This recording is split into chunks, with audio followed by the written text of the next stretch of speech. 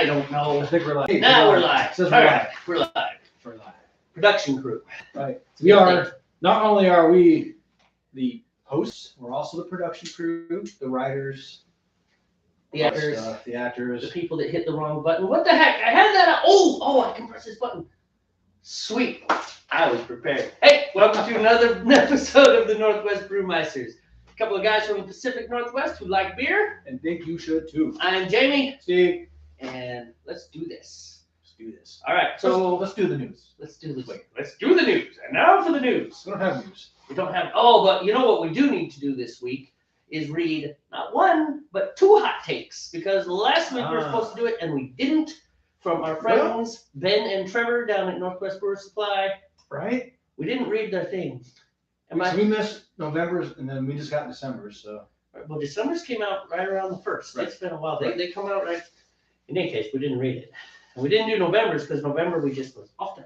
November is right out. Well, one of them was pretty much like 90% winemakers stuff. That was the one we did read, and okay. it wasn't a big long article. It was a lot of wine. Yeah, lots of wine stuff for the wine types, but It's actually a pretty good newsletter. Yeah. You know, if you do shop Northwest Brewer Supply, well, they do sign up for the newsletter. right, and they do provide gear and equipment and There's that cool pump that you want to stuff get for winemakers as well, not just brew supply. I know a lot of beer places do that. Yeah. You know, they also do a lot of cheese. There's like cheese. Yeah, I've seen tables. cheese kits. You can make your own cheese. Yeah, I've seen that. I've even seen Basically all the important foods in life you can Right. find in a brew supply store. kombucha. I've seen kits for making homemade kombucha. Have you ever had kombucha? No, Neither have I. it doesn't appeal to me. No, I haven't desired surgery. Neither do squid intestines, but I tried those. It's like a tea, I think, or something. Fermented something or another. It's a fermented drink. Some kind of That's the fermented best I've ever got from anyone. It's a fermented Right. drink. My friend, well, you know, Vinny used to drink them a lot. I haven't really seen him drinking them lately, but I just haven't noticed. He used to drink them all the time. Well, But there's two kinds of kombucha. There's the won't get you drunk kombucha, and then there's like a kombucha that has ABV, you know. Oh, so like this kombucha actually has a kick to it. But even regular store off the shelf kombucha has a very, very, very tiny percent of alcohol, kind of like the non-alcoholic beers. Even though they're non-alcoholic, labeled that way, they actually have a very small percentage. But it would take probably 100 of them for you to feel anything. By then, you'd be so full of fluid and peeing all the time, you probably would never reach that point. I mean, that number's arbitrary. I don't know how many it would take, but the percentage is so small that they can sell it as a non-alcoholic beverage. Oh yeah, I got you. Kind of like mouthwash. But I've seen people get drunk on mouthwash. Oh, When, during early days of the Navy in A school in Millington, Tennessee, there was this one cat. He kept drinking Mentadin or whatever it was, and it's like, "What are you doing, man?" And he was drinking there in the barracks. During A school in the student barracks. Remember there? okay. He So was getting a buzz. I realize that the definitions of alcoholic kind of vary depending on what level you study it. But if you're drinking mouthwash to get drunk, in the layperson's mind, that's alcohol. He might have been an alcoholic, yeah, if he had to resort to that to catch that buzz. But he was over 21. He was like 25. He was one of those older dudes, Maybe he's just weird. So I mean, that's. Yeah, I don't know. I think we weren't allowed to drink alcohol. They had that sticker system for your ID card. When you first checked in, I think it was like a red sticker, and you weren't supposed to drink until you got your yellow sticker. Even if you were of age, you weren't supposed to drink as part of an indoctrination period. I don't remember, man. I remember one C story, and then you need to read your recipe so that our beers are at the beginning and not 40 minutes into the broadcast. I'm pulling to you. You are. All right. Yeah, you can go ahead and start because I have a 90-minute boil. So I'll get my fire going. Start. So in any case, we were preparing to go to Japan, and Japan's on a Marine Corps base, and of course the Marines have had a less than stellar track record with the Japanese. There you go. That was a moment of shit. Whoa! Okay. Yeah, that was a moment of don't tell me I'm out of gas. Yeah, that would have been. We would have had to delete this episode. I'm like, okay, running into the store real quick. Swapping the bottle out. Go. Jamie alone for 40 minutes. 40 minutes. I would have started first. We'd have brewed my beer. Yeah. It's like, oh, well, wait. Your beer's done. or good time. So in any case, there was this guy. He was like, because the Navy, as it's gone along, has had different limits as to how high you could go before they processed you out for failure to advance. Right. And so this was back when you could hit E5 and just retire. Still retire. E5. So this guy was like, 50, 54, this old crotchety dude. It was one of those guys that walks up to the plane and says, "Be healed," and it just flies. Flies again. It's amazing, but he couldn't keep his mouth shut. Oh. To any rank, and so E5 was kind of where he capped out, basically based on his mouth. It's like, Richie, it's an admiral, and I don't care. You can say "sir" once. At least once. Once a month. Would that kill you? Just once a month, use the word "sir," or "ma'am" if it's a female. It's just. Anyways, it was just funny because they're telling us about the alcohol limits, and they were based off of rank. So E6, that makes sense. Yes, that makes sense. Because an E6 can drink more than E1. That's right, because E6 is just, okay. Okay. So that was the thing, and he's like, "You're telling me I'm 55 years old and I can't have a bottle of vodka in my room?" Pretty much. Was this thing. And he was like, "Yes, 82, that's... And we're too early in the broadcast to use the language Richie used, but he used it. Bovine feces. Yes, to the CO, and that's why Richie retires in E5. Yeah, But it was. I can understand where it's frustrating on him because he's 55 absolutely. years old. It's like, are you kidding me? And not only that, 55 years old with no track record. Right. That's the thing that's really frustrating. Regs, man. Yeah, I know. Well, and that's just life. Don't like it? Don't be in the military. Listen, I've had discussions, political discussions, where it's like you can't make policy based on one thing. Right. And that by the way, that happens on both sides of the aisle. Oh, but my guy is like this. It's like, okay, that's your one example. You're one guy. Yeah. You're one example. There's a lot of other examples that say that is not the policy we should be making. It's like you can't make policy on anecdotes. You can't make policy on individual. You can't get that granular. Okay, I'm not gonna make this political. We're not talking political. We're talking philosophy here. True. It's different. It's different. It's political philosophy, but still. But what were you gonna say? No, it wasn't gonna be a jab at any side of the political train track. It was just overall Congress and lawmaking. It's like, we're gonna make a law based on one person's experience or complaint. I'm just, I'm hyperbole, dude. Right. But it does open up an interesting idea because, of course, when you talk about pure democracy is two wolves and a sheep deciding what's for lunch, right? Yes, that's a cliche, but hey, it's very accurate. That is what pure democracy is. And of course, in the United States, we're a representative republic, and then people get all bent around the axle and have that discussion, but it's still true as well. And one of the things that our system is set up for is, all right, Mr. Cynic, we're doing all right. We have interwebs. It's not good as South Korea's, but we still have interwebs. We have roads. I'm being facetious. And they're better than Panama's, I think. I don't know. I haven't driven in Panama. Sorry, Panamanians. Panama. Maybe you have wonderful roads.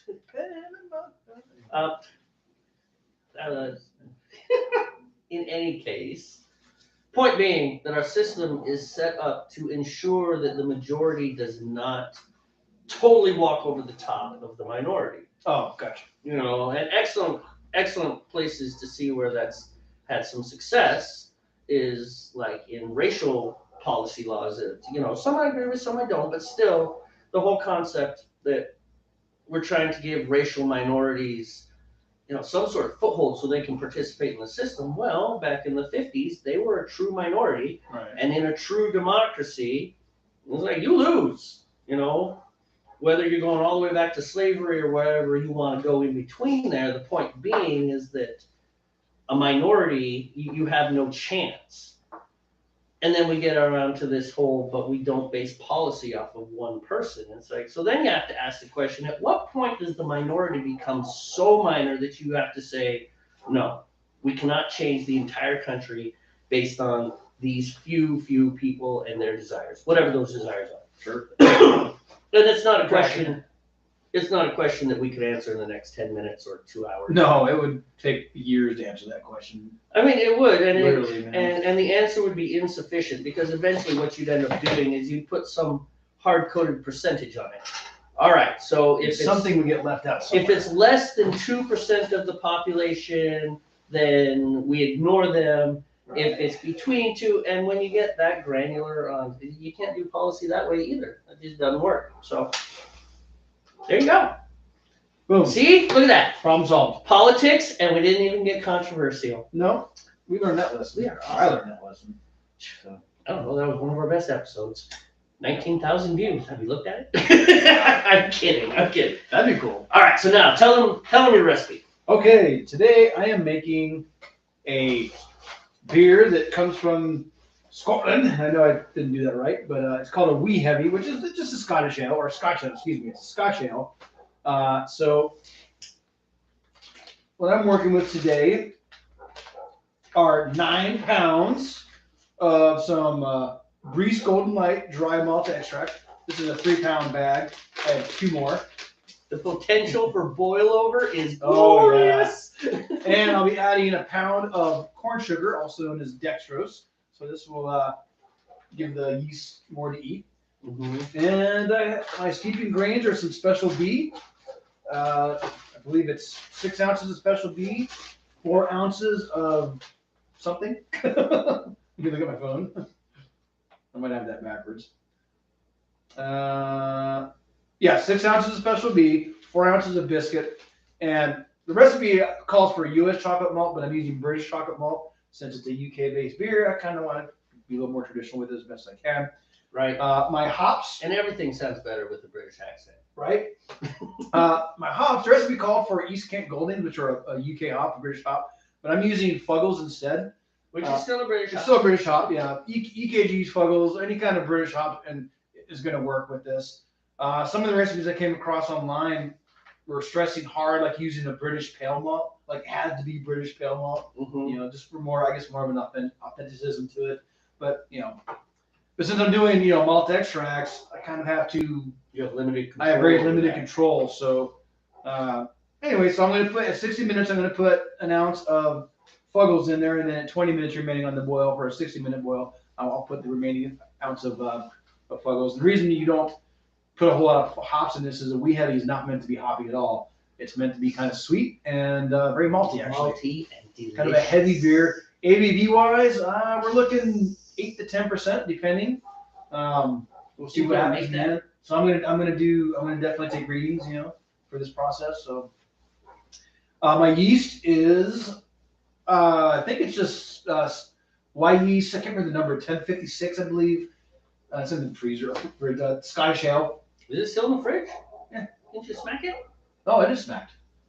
So it's on the table. I mean, I smacked all the yeast at 2 o'clock. So never mind. Okay. I'm confusing myself. Anyway, I believe smack my yeast up. I believe it's. If you're old, you'll get that right. Exactly. I believe it's 1056 is the number from Y yeast. It's just known as Scottish ale.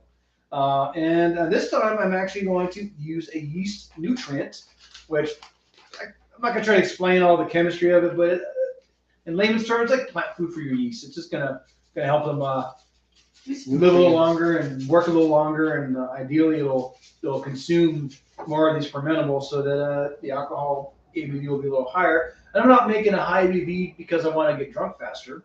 I mean, the buzz is nice, but the high ABV is because this is the last winter style beer I'm going to make. It's going to have a warming effect, and it'll be fun. So I can have 1 or 2 beers, and my beer will last a little longer because the higher ABV. And of course, I'm going to try to remember to use my Irish moss to help clarify. And I'm going to pay for a taxi a lot over the next 2 months. And that is my Weeeeeeeee I'm doing.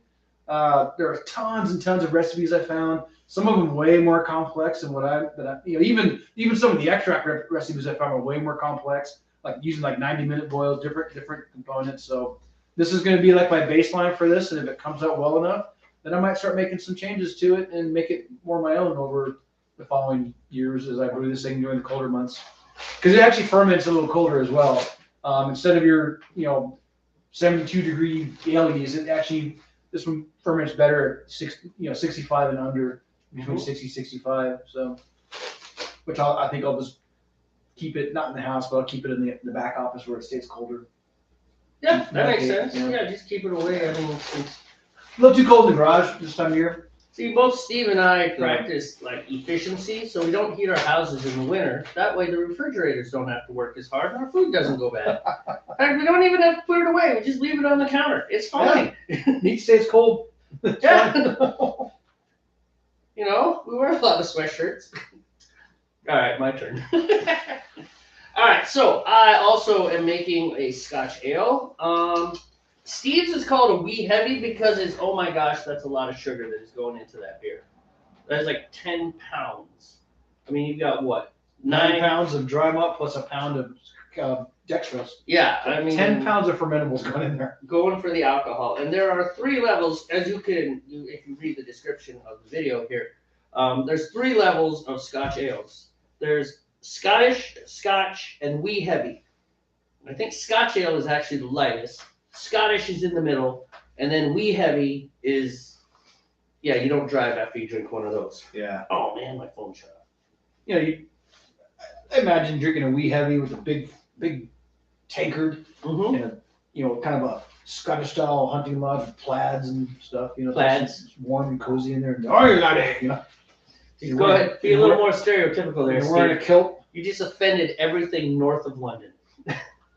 Well, maybe. I'm honoring north of London. Oh, he's honored. That's right. It's true. It is true. Imitation is the highest form of flattery. And no lie, Americans really love Scottish accents and Irish accents and English. We actually kind of love all accents. This is interesting. One of my former Navy buddies, I haven't talked to the guy in a long, long time, but his parents did a lot of stuff overseas with it. They weren't military, but they did jobs overseas. I think his dad was a software developer, actually, if I remember right. Anyway, he told me one time that he paid a Scottish local, because they were in Scotland for a while, living in Scotland. He paid a Scottish local when he was like in high school, a girl, just hey, will you hang out and talk to me for a little bit? Because he wanted to hear her Scottish accent, And I was like, wow. It's like, you just paid her to converse? Yeah, here, converse with me. Just come talk with me. What do you want to talk about? It doesn't matter. It doesn't matter. Just speak. Just read the stupid dictionary. That'd be fine. Now, I don't remember if he told me like she didn't take the money or what, but like he offered some amount of Scottish pounds. Just hey, chat with me for a little bit.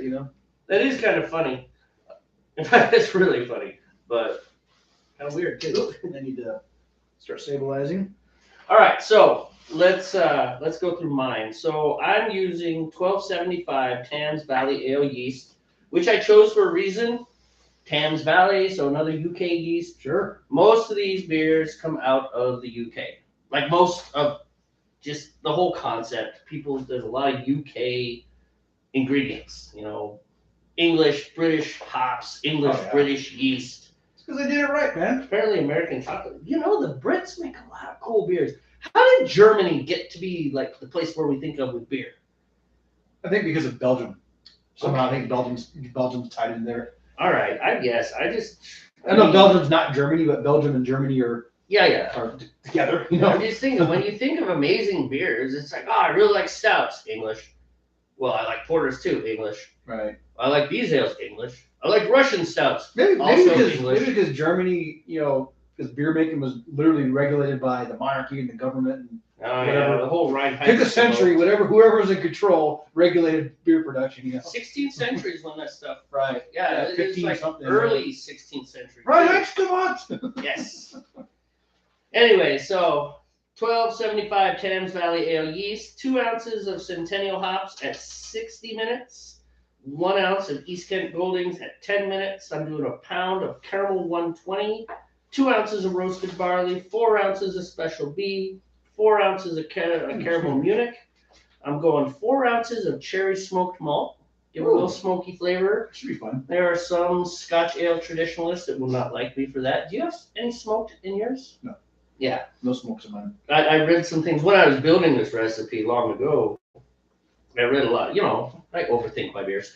So I was reading a lot about it, and this guy was like, a lot of people say, put smoked. Don't do it. That smoked stuff has no place in Scotch ale. It's like, well, it tastes good, so there you go. And then I'm doing 2 ounces of British chocolate malt. I actually do have a 90-minute boil, so I'm going to let it go for half an hour without adding any of my hops. And that's just, it's that whole concept of things happen Right. at the enzymatic level. And so we delay the hops for a while and we'll see what happens.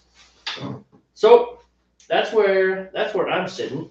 It's going to be a lot of fun. 90-minute boil, so I'm going to be at your house for a while. That's okay. And I have to work tomorrow. You have to work tomorrow. That's okay. What time did you be in? 7:45.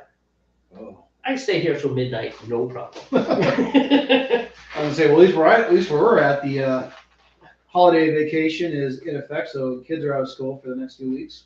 Yep. And I think I'm gonna take a gravity reading as well. I don't always do that, Right. but I think I'm gonna, because the last time I made this, I expected it. I mean, I forgot my liquid malt. So I'm just a boot. So I have 6.6 pounds of golden liquid malt extract, and then 3.3 pounds of Munich. So I'm at like 9.9, 10 pounds of extracts as well. Sure. And I really expected this thing to be stronger than 6.5 the last time I made it. But that's what the numbers came out to. Okay. So I'm going to take a gravity reading as well tonight, and in a month we'll take another gravity reading and we'll figure it out. All right. So away we go. And you are, how close are you? I am very close. I'm at about 145 right now. So I'm thinking, what do you think? Should I wait till, man, I know it's. I get to temp faster than you, and I'm already sitting at 80 degrees because Right. the water was warm coming out of your tap. Right. So. Well, let's wait. I mean, my steep is only the standard 30-minute steep. Right. So maybe halfway through my steep. Yeah. And the reason we're having this discussion, of course, is because we only have one wort chiller. And so we kind of have to separate the ends of our boils so that there's enough time for the one guy to chill his wort before the other guy needs the wort chiller. Because we discovered the hard way that if you don't chill quickly, boy howdy does it impact your beer. The beer does not taste good. That was the closest we've ever come to a drain pour. But we didn't. We punished ourselves and drank it. It was like a, thou shalt atone for thy mistakes. You will drink this beer. That was pretty much it. It wasn't, no, it just wasn't good. It was not. Speaking of that, the wort chiller's still on the shelf. $120 of bleh. Yeah. It wasn't fun. No. So we try to avoid that problem. Almost there, mate. Like Scottish. Scottish style or Australian style. Bloke. The English say mate too. Yeah, mate. Yeah. I don't know. Do the Scots say I don't mate? know. Maybe they don't. I don't know what they say. I don't think the Scots say mate. Leave it in the comments. In the comments. I got called. In the comments. Wherever we're pointing. I got called mate the other day by an Englishman. It was pretty funny. It was more than the other day. It was probably like a couple months ago.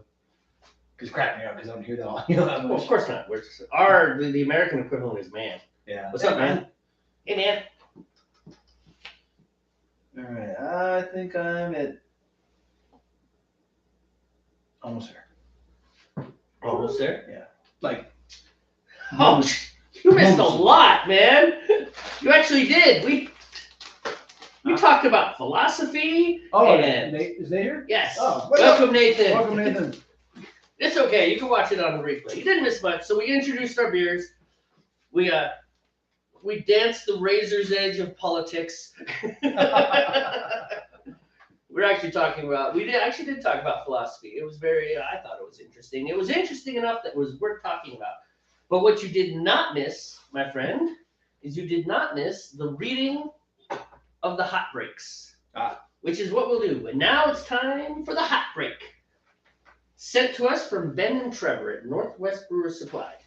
So I'm not going to be able to monitor for a minute because I could use my phone. If I can find my phone. All right. Where is my phone? There's my phone. All right. Except Really? the writing's going to be so tiny. Zoom it, man. Okay. Yeah. Okay, let's scroll down here. Scrolling, scrolling, scrolling. Not in there. All right. You are at just a boot. All right, here's our first one. The hot break from Ben and Trevor. Okay, stop worrying about your next beer. We have you covered. The winter warmer is back. Oh yeah, that's their winter, kind of spice ale, Which is what we're drinking today. Not theirs, our own.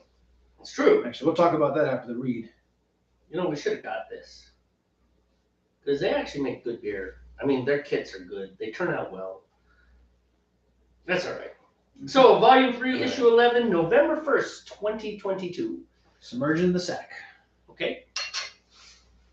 So, hi, Jamey. I love the fact that they know me. They send me personally this letter. Don't pop my bubble, bud. All right, here we go. We know that you may still be calorically optimized since last Thursday's obligatory dining occasion, and many of us are still not feeling like eating lunch. But that is no reason not to be thinking about your next great beer, wine, or cider. Thinking about your next concoction can fill all the hours you are not allowed to drink. What are we not allowed to drink? Well, I suppose work. Work, yeah. But other than that, really, whatever. I'm allowed to drink. 8 in the morning, breakfast, pancakes, bacon, eggs, stout.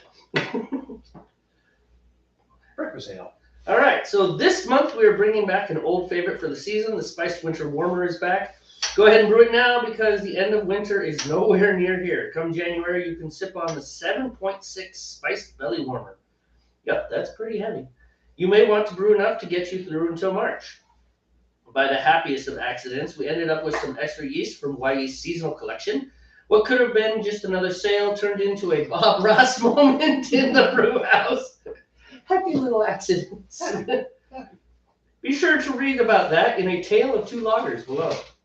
Christmas is just around the corner, and Aunt Edna is knitting you another pair of socks. Actually, my sister did knit us Christmas stockings this year. Oh, nice. Yeah, she got into knitting. Is this your older sister or younger sister? My oldest sister. All my sisters are younger than me. Oh, okay. But my oldest. Oh, okay. Yeah. We know that those socks are made of love and do feel fantastic. We also know that a beer kit for the holiday or a down payment on a new mashing boil, not gonna lie, feels really good too. Be sure to let your family know that what you really want is a gift card or 4 from Northwest Brewer Supply. Or 4. I kind of wish my mother watched this video now. But there are other times when I'm really glad my mother does not watch this. So there we go.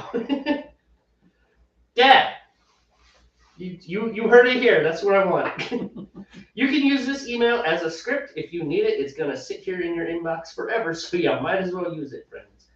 In case we don't get to see you this month, we wish you and your families all the best for the holiday season. Merry Christmas and a happy brew year from your friends at Northwest Brewer Supply. Thanks, guys. Happy brew year. That's good. All right. Why did we start over again? Scrolling. All right. There we go. And here we are. A Tale of Two Loggers. Boy. Yeah, let's hear about this. A Tale of Two Loggers. Sometimes mistakes turn out for the best. We accidentally ended up with a couple of extra yeast pack from the Weeeeeeeeee's PC collection. We were certain we could sell them, but it felt like a missed opportunity. Neither of us has brewed with the Euro Lager 2247 PC or Hellebach Lager 2487 PC. Big question was what to brew.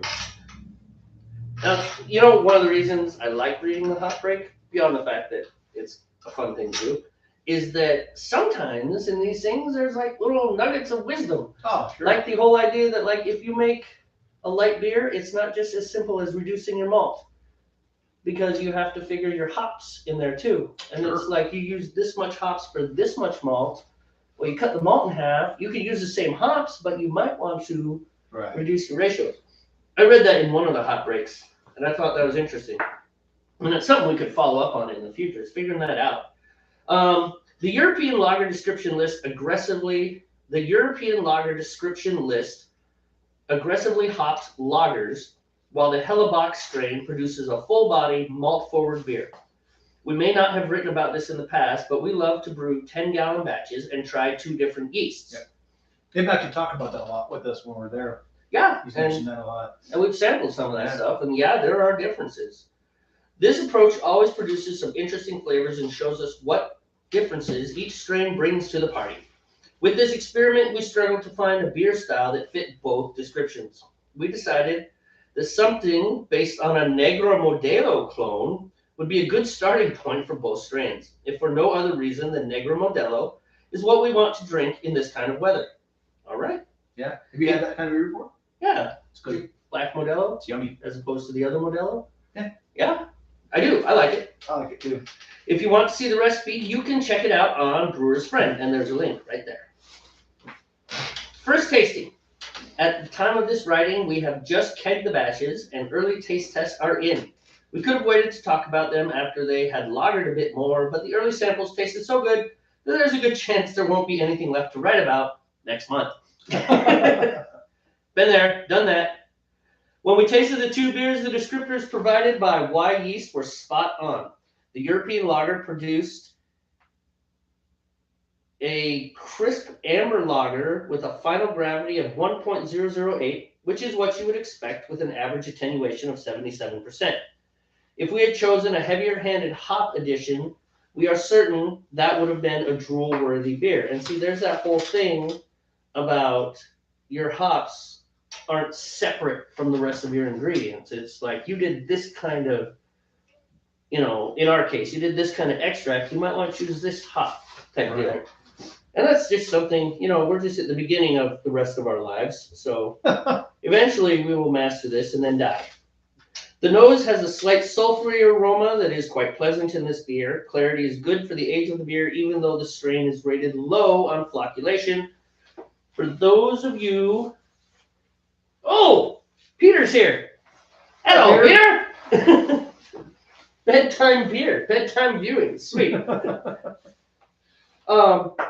Even though the strain is low on flocculation, and flocculation, what that is, if you don't know, is where the yeast and the little particles come out of separation and kind of fall to the bottom, and then they not part of your beer.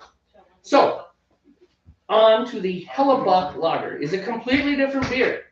The 2 look the same, but there the similarities end.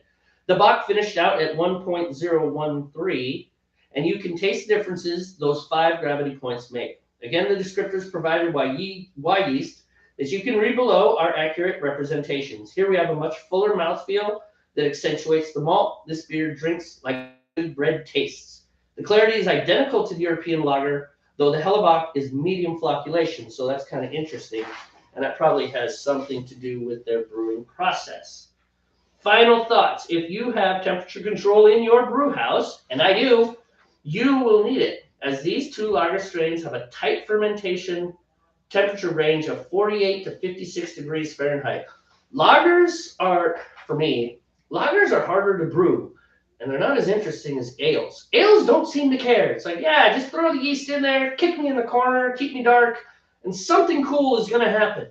Lagers, if you want your lager to turn out right, you got to do this. So it's only got an 8-degree range, and inside a fermenter, the action of the yeast boiling in there, brewing things up, can actually increase the internal temperature of the fermenter by up to 10 degrees. So if you only have an 8-degree window, that is tight. So let's see, appropriate styles. 2247 PC European Lager, fall style lagers, fresh hop lagers. And the 2487 PC Hellebuck Lager, golden, amber, and dark malty German lagers and fest beers. With any of the Y Yeast strains, special orders are a breeze. We order direct every Saturday. Orders typically arrive by the following Thursday. If you need one of the PC strains or any other strain, all you need to do is give us a call or stop by the shop. And if you are in the Mount Vernon, Burlington area, we highly recommend you drop down by Northwest Brewer Supply. Ben and Trevor are fantastic, And no, they're not sponsoring this or anything. We're just happy customers. we're giving them a lot of plugs, but no, we're not. They're not giving us anything for this other than just good service. I'm shameless. I'm just hoping for a discount at least once. Jeez. They do give us beer when we go. It's true. Not complaining about that. Studies prove that strong ale makes winter better. Hauling wood in the snow is a no-go. Staying warm shouldn't be a chore. Start with a tall, frothy pint with a rich malt profile and classic hot bill of Willamette and East Kent Golding. The warming spices, ginger, orange peel, and cinnamon round out this winter sipper. Oh, this is their kit. $45. And like I said before, their kits are pretty good. So that's the first one. And then we've got a couple comments to on catch here. up on. Yeah. So we've got Eric Crom, also known as Peter. And if anybody viewing is not from Peter's Discord, which everyone who is viewing is, so, but you should check out Eric Crom's Discord. It's pretty awesome. Lots of people, lots of stuff going on. It is like if you're bored on Eric Crom's Discord, you suck. Wait for it. I was reading. I was reading and talking and entertaining. You're off flitting with your wife, talking about I don't know what. Off camera. I'm here. You kind of know what we're talking about. You might be interested in this. Is she going to get a spear? Yes. I love your wife. See? Okay. All right. No, I know you were reading. I'm just messing with you. Anyway, we have some comments to respond to. It looks like. Oh, your comment reading game has improved 1,000%. Well played. All right. So Peter says, I prefer ales to lagers. In fact, stout is nice too. And yes, I am a true gentleman. Thank you very much. Well, you know, I think ales are better than lagers. I said that earlier before Peter showed up. I'll take an ale over a lager. They're just more interesting. Yeah. I mean, lagers. Easier to brew, less touchy. Much easier to brew. Yeah. I mean, some people, I don't know, if you really want a cold, crisp beer, lagers are kind of the way to go because they have like zero finish. They're like, once you're done drinking them, they're done. Yeah. No, I know. I'm just, maybe it's really hot outside kind of thing. Yeah, you know? really hot. So. But I much prefer ales. I just think there's so many more flavors and tastes and ways to go. They're just cool. And it only takes a month to make them. Yeah, right. As opposed to 6 to 8 weeks to make a lager. Oh yeah, even lagers can go crazy. I've heard of people lagering, like just the lagering stage for like a year, you know. What? Yeah. It's crazy. Yeah. Although those two-year-old beers that we drank were good. Yeah. Those are tasty. But those are ales. Yeah. Were they porters or stouts? I don't remember. They were dark. Honestly. They were dark. Darker beers. But they were good. My beer will be pretty dark when it's said and done. Yeah. You're talking about the my wee heavy. Your wee heavy. Wee heavy. Wee heavy. All right. Phone down. Really? All right. So I have. Are you setting a timer yet? It's been going, dude. Oh. I have a little less than 18 minutes left on my steep. So, I mean, you can start yours pretty much whenever you want, I'd say. Yeah, I think so, because... Or you can wait till I'm at the 50 minute if you want, whatever works for you. So. No, man, there's going to be plenty of time. Let's go ahead and start. Otherwise, I will be here till midnight. Okay. So you're going to cold steep as well? Yeah, I always cold steep. True. I just throw it in there and get it started. Hey, you're on your way. You know, when you say things like that, it really makes me feel appreciated. No, I saw it when on the banner. I just didn't open the app. So that's a huge sack, man. No connotation there. It's called double entendre, and you're lying. I know what a double entendre is. Yes, and you're all about it. Every brew day. Every brew day. I think Nathan appreciates the double entendres at least, you know. Oh, he does. And since he's our #1 fan, right? Can I have the amen flame? Absolutely.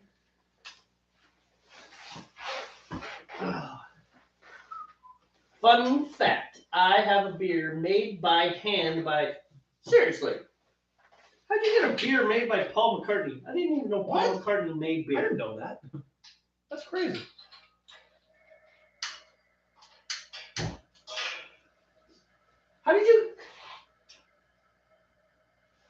Are you going to drink it?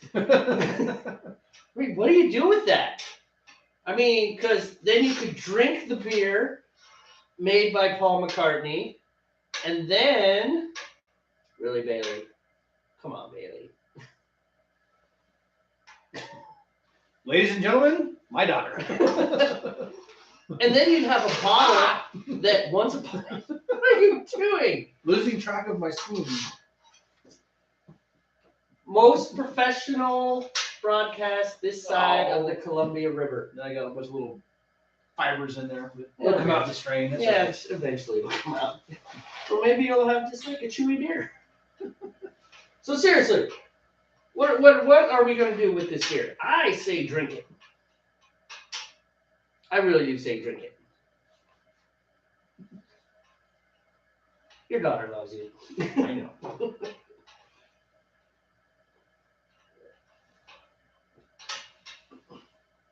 All right.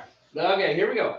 Sister's former sax teacher, sax, I know where you were going with that, don't lie, is friends with Maka, and he always gives him home brew. So her teacher gave her a bottle to give to my mom. Mom won't open it. You know, as much as I like Jill, and I do, she was lovely when she was there, just an excellent hostess.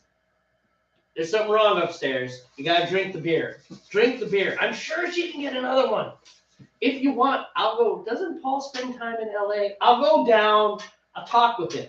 I'll get more beer for you. I'll get a drop down from it. Okay. Now it's time for Jamey Alone, the part of the show. We're not at boiling stage. We're okay. Oh, that's right. So, poor Steve. He, I don't know. It's like God doesn't like him brewing beer. I mean, he does. He makes great beers, but he'll get busy doing things, and I got to sanitize this, and I got to go inside, and I got to go outside. Next thing you know, his beer is all over the floor. In fact, we could go to Pot Can and show you all the beer under Steve's kettle. He does need to wash the floor, but it's cold, and so he turned his garage into an ice skating rink. Should have got 2 bottles, one to drink, one to display. See, there we go. That's it. I say, of course, in my house, we drink them both. They both get drank. We drink it all.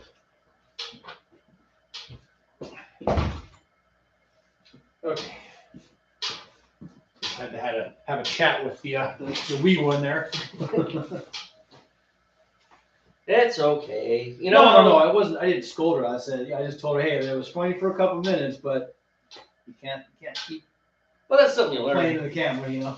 I have people who, at the age of 70, still haven't figured that out. Oh, nice. It's like the joke was dead at the 2-second mark. We are now at the 49-second mark. Please stop. Nobody's laughing. We're all rolling our eyes. In fact, I'm not even pretending to laugh anymore. It's like, I'm looking at you like, stop. it's done. Now we know why you're not a stand-up comedian, because your timing is worse than mine, and I don't have great timing. You lost your crowd, man. You lost the crowd. Nathan says, I have cans of beer unopened from the movie Me and My Daughter are extras in. Oh, wow. That still would be tough. Still think, It's like- well, what kind of beer are they? Are they props? Is it like, is there beer in the cans? Is it hams?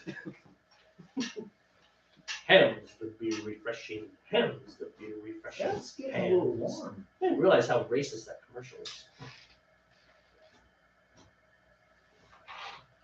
Wow, that dog is really cold. Zipping right past the mark, are we? No. It's still within the mark, but it's moving up, and I don't want it to go over the mark, so I'm trying to equalize a little bit. I understand A little bit. what you're saying. A little bit. I mean, I'm under 15 minutes. I'm like 11 minutes on mine, so it'll be fine. It's not good beer. I drank 2 of them. Keep them in the can. I know, right? Keep them in the can, put them on the shelf. They'll be bad beer forever. Movie memorabilia in a number of years, maybe. You know? Yes. What movie were you extras in? I'm sure this has come up in the many episodes of ours Maybe. you've watched. I don't remember. I don't remember you saying anything about being an extra in a movie. You weren't like a red shirt in a Star Wars episode, were you? All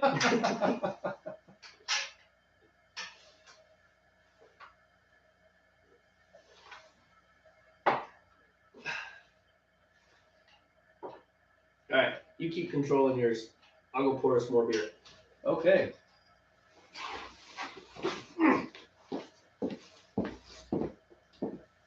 Yeah. You okay? Oh, they're choking. You all right? I'm all right. I'm all right. Wrong pipe. Wrong pipe. Brew on without me.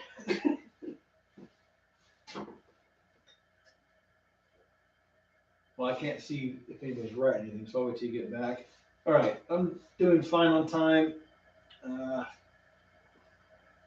This is going to be some really foamy beer as I get this dry malt in there. Good Lord. We're talking about foamy beer. Somebody needs to learn something about carbonation. Oh, you have no room to talk shit, mate. You need to be quiet. We're talking about you tonight, not me. Yeah, I totally forgot to turn the gas down on that one after 5 days. I got home from work on Thursday, last Thursday or 2 Thursday nights ago, whatever it was, and realized it was still at 30 psi when it should have been at maybe 10 psi. My carbonation strategy is 48 hours at 30 psi, down to 10 for the remaining 3 or 4 days, and then down to 5 and get it equalized for serving pressure. And yeah, this is what happens. There's way too much in there. The wort itself and the beer itself is only going to absorb so much of the CO2, and that even let off the pressure. But still, it just totally fuzzes when you even when you trickle it out. So shame on me for that one. We'll let that sit for a while. WDED, Dead in the Morning. We Were Zombies. Oh, neat. What is WDED? Walking Dead. I don't know. Is that a movie or was that the show? Isn't that Walking Dead? What's ED? There's a lot of erectile dysfunction. Yes. Not something I think zombies worry about. No. They have LD, life dysfunction. Yeah. That would be an interesting topic in the middle of the zombie apocalypse. Steve, I just can't perform anymore. We're running from zombies. I know, but it's been on my mind. I just can't focus right. I gotta tell somebody. I don't want to know this. Why you tell me? You're my friend. Ooh, Jem's here. There's a chicken. Wow, we actually have 3 watchers. people and a girl. We have viewers this time. Well, hello, Jem. Glad you could join. Jem is Peter's wife. I know. Yeah. Oh yeah, I know. That's right. I'm in the Urkron mansion. Oh, that's right. I don't say much, but I'm in there. I don't say anything. Yeah, you're right. I haven't actually ever said anything. I think you said in one post. It was replying to something I said. Yeah. Girls are people too, says you. Actually, girls bear brew too. Yeah. That was not even English. I don't know exactly what I just said. What I meant to say is girls brew beer too, and they drink it. My wife likes beer. In fact, that's what we were doing last night. Mine used to like beer. She doesn't dislike beer. She just doesn't drink anything anymore with alcohol. Well, Very rarely does she have anything with alcohol in it. That's mainly because of medication. yeah, meds and booze don't go well together all that well. No. So how is everyone? My goodness. Oh. I wish you had a camera so we could watch you try whatever you're trying. We're all pause for a minute. What? What's he gonna do? Oh! 7 minutes. It's getting colder. You think it's I getting feel cold? the temperature. I mean, the sun's going down. Well, there's that whole carbon monoxide, keep the doors open so we don't kill ourselves brewing beer thing. That would be awful. Death by brewing. I don't really drink, but if I did, it would be whatever you're brewing, and not just to be polite. You're darn right. Awesome. We make great beer. Actually, I've had compliments on our beer. Yeah. From strangers. I mean, I even had compliments on the bottled beer that was completely flat. Everybody said it tasted great, just was flat. Yeah, I don't bottle beer anymore. I didn't do a good job. One day I'll get to using those bottles in there. Holy crap! Logan's here. Wow. Yeah, we actually have viewers. We actually have viewers. And they're What not are we gonna bots. do? No bots this time. No bots! Quick! Somebody type something like exclamation point, capital G, lower H, pound sign, caret, exclamation point, at symbol. It'll make us feel better. This is a party. So now it's a party. Is Logan from the mansion as well? Yes. Okay.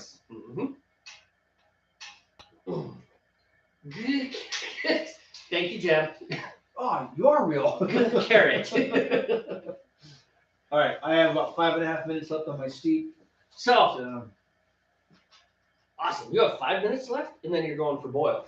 Going for boil. All right. Interesting boil. I'm going to try and control this before it gets too crazy. So, are you ready? Ready. Braced? Might want to sit back. Yeah, take a drink. We get a beer first. Have a Take drink. first. We haven't talked about the beer yet either. We can do that later. What beer? This beer. That beer? This Spice beer? Ale. Oh, this beer! Spice Winter Ale. That's true. This stuff is really good. In fact, let's talk about the beer first. Okay, go ahead. This is beer. This what we're drinking is a Spice Winter Ale we made, what, 2 brew days ago? Yeah, two brew days ago. That's right. Actually, yeah, we did it before. So about a month ago. We did it. It was the last brew day we had before the break for hunting camp. Did we make that in November? Because it sat way longer in the secondary because we wanted to make sure we came at the same time. Right. So Jamie and I did the same recipe. We exactly the same. we built it on the fly, and what we did different was yeast. I did a yeast that was supposed to end. Well, it was supposed to finish more dry. He did a yeast that was going to finish more sweet.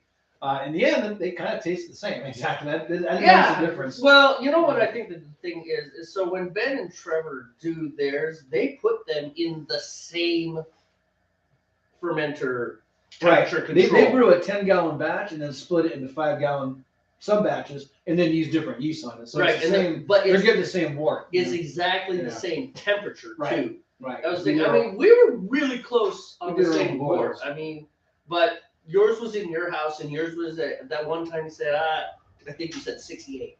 Yeah, like it dropped a little bit. And mine had set at like 64. Right. And so our temperatures were different, and that changes things. So what's different about these beers? Yeah, most of the recipe is like a standard ale recipe, but we broke out of our comfort zone. We use cinnamon and nutmeg in these beers. Yes. And Christmas beers. Right. And then what was interesting was during the boil, it smelled like we were baking gingerbread kind of. I mean, not actually using ginger. Just it smelled like somebody was baking something. And it was experimental, and in the end, they came out really good. So. Oh yeah, it's really good. But they didn't taste.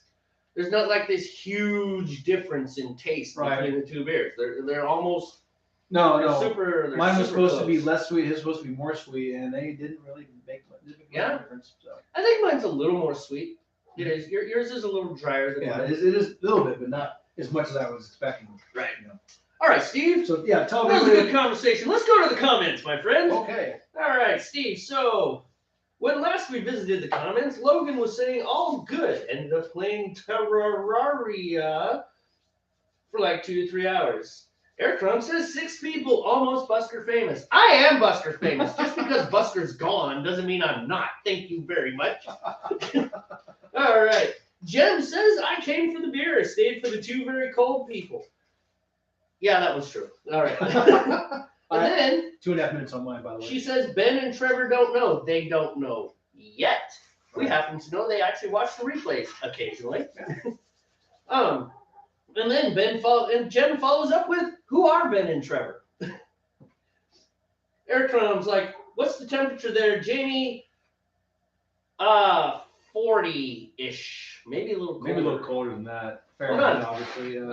Or we can convert it to Well, I've got Celsius. the whole the temperature app here. Consult the app. Consult the bones. And it says in Cupertino. I don't know why. It's California. Yes, that's good. 53. It's Yeah. 34 Thanks, in New Apple. York. Thanks, Apple. 30 degrees. Oh, nice. So I'm definitely feeling it in my fingertips. So about -1. That's really close to -1. It's about -1. Well, that's freezing. That's like legit freezing. Yeah, 32 is freezing. Yep. In our scale we use.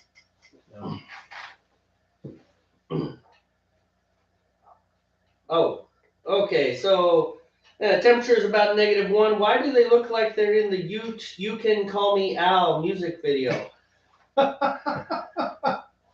What? Call me Al. Because we're in my garage, probably. That's why it looks that way. Man, that's a great.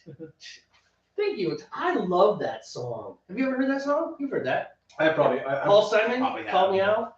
It's really cool because the whole song is Paul Simon, but Chevy Chase sits in there, right? So it's just like this. She's absolutely right. It's like this, and it's Chevy Chase and Paul Simon. That's Mama. Oh, she's getting the beer. Hello. But I'm explaining. I got nothing. All right, which one is Paul Simon? I am totally Paul Simon. I am Paul Simon. Is there any other IPA? Let's go back up to who are Ben and Trevor. So, Ben and Trevor are. They run the beer brewery supply store. So they're the people that we get our grain from, and our yeast, and our hops, and our malt extracts and things like that. Yeah. We get all stuff, and not only do we get stuff from them, but they also really know how to brew beer, and so they give us a lot of advice. Like I have several of my own recipes, and Ben and Trevor's fingerprints are on every single one because I go and say, hey, what about this? And they're like, yeah, you might want not to do that, or yeah, that's a really good idea, but increase that and stuff. So that's Ben and Trevor. They've been really good to us. And we like to feel that we're good customers because we're there every 2 weeks without fail. Yeah. When something really has to come up where we can't make it, like a trip, you know. All right. So like I said, I'm Paul Simon. He's Chevy Chase. Anyways, so in the Call Me Al video, Paul Simon just sits there with like this kind of flat face. Mm-hmm. Chevy Chase lip syncs the whole thing. Oh. Right? And periodically, Paul Simon walks out of the room. It's like a pink room, right? He walks out. There's a door in the back, just black behind the door. He walks out and comes in with various instruments and plays like little solos on these instruments, and then walks back out. And that's the whole thing. It's a great song. Okay. Cool. I remember seeing a music video. Didn't sound like that though, but another music video with Chevy Chase and Paul Simon. Maybe they were buddies. But I don't know if it's that song though. Or he's playing a trumpet or something, or a trombone or something. Well, Paul Simon plays a trumpet and bongos, right, and a bass guitar, and many other things. Sure. Hey, we're up to 7 people. Wow. Jen says, I've seen Jamey in real life. He had to crouch because our British ceilings were so low. It wasn't that bad. Clickbait for the next show. Right. Brewing beer at -1 degrees Celsius. Splat the sack. Oh, speaking of which, I need to start my timer because I am at time. All right. I'm going to start stirring in my 9 pounds of malt extract. Half an hour, right? You're steep? Yes. You have a kniff I can use? I do have a kniff. Or I can go ahead and get some scissors. Nope. I got a kniff somewhere in here. Kniff, thank you. Oh! Man, there's a lot of people in here. I know. I don't think we've ever had this many people at once. Right. So anyways, that is Ben and Trevor. I am Paul Simon. Thank you very much. Apparently I'm Chevy Chase. We had to get them. Well, no. Actually, I think, am I taller than you by like I think you're taller. A quarter inch? Yeah, I think you're a little taller than me. And I'm wearing my cowboy boots, which have high heels. So, I'm wearing high heels. Shut up. All right. There. That's. You know what? Let's talk about something else now. I'm gonna get through these comments, right? Because there's comments here, and you could just. I was gonna help you with that, but no, you're on your own. You're on your own. Whirlpool. Oh man. All right, hold on. I gotta stabilize this heat thing, because you don't want to go too hot. Then I'm just gonna turn it off. Turn it off. I'm just gonna turn it off and let it go. So it's like making tea. It's a lot like making tea. You guys would know about making tea. Isn't tea a thing over there? It is. I had tea over there. That's a major cultural thing, from what I understand. That's Yorkshire tea. It was pretty good. I liked it. Which is weird, because I'm not a tea person on this side of the island. This side of the pond. All right. Steve is way taller. Wait a minute. Nathan, whose side are you on? All right, clickbait for that show. Yay, Blue Diamond is here. So Wendy C, aka Blue Diamond, is here. Hello, hello, hello, hello. Oh, welcome to the show. Beer party, Chevy Chase, Paul Simon talk. Are we all old here? Yeah. Yes, we're old. I wear glasses. We're old. Sack drop. Put it this way, I'm closer to 50 than I am 40. Okay, so Nathan says sack drop, like a mic drop for rappers. Yep, sounds about right. I'm as old as dirt. Wendy wants her MTV. Oh yeah, back Yes. you mean like back when they actually played music videos? Music, Oh Lord, yeah. we are all old here. This whole crowd is old. And Nathan says what I exactly said. Cool. All right. So now are you ready? Ready to get spicy? Let's make it spicy. Okay. Elon Musk, go. Oh, I watched an interesting thing about him Oh, did you? last night where apparently he had a conversation with an aggressive AI. I don't know how real He had that a is. conversation with an aggressive AI. Yeah, part of that GPT thing. Apparently, the one AI was like, "Oh, I'm gonna rule the world and I'm gonna kill all you humans," kind of cliche, you know. So I don't know how legit it was. It might have just been all dumb stuff for fun. So, You when you said Elon Musk, that's the first thing that came to mind. oh, that's odd. That is so. You're the only person in the world I think of who would think that. Most everybody else would talk Twitter and Yeah, Twitter. have their brains pop. Who cares about Twitter?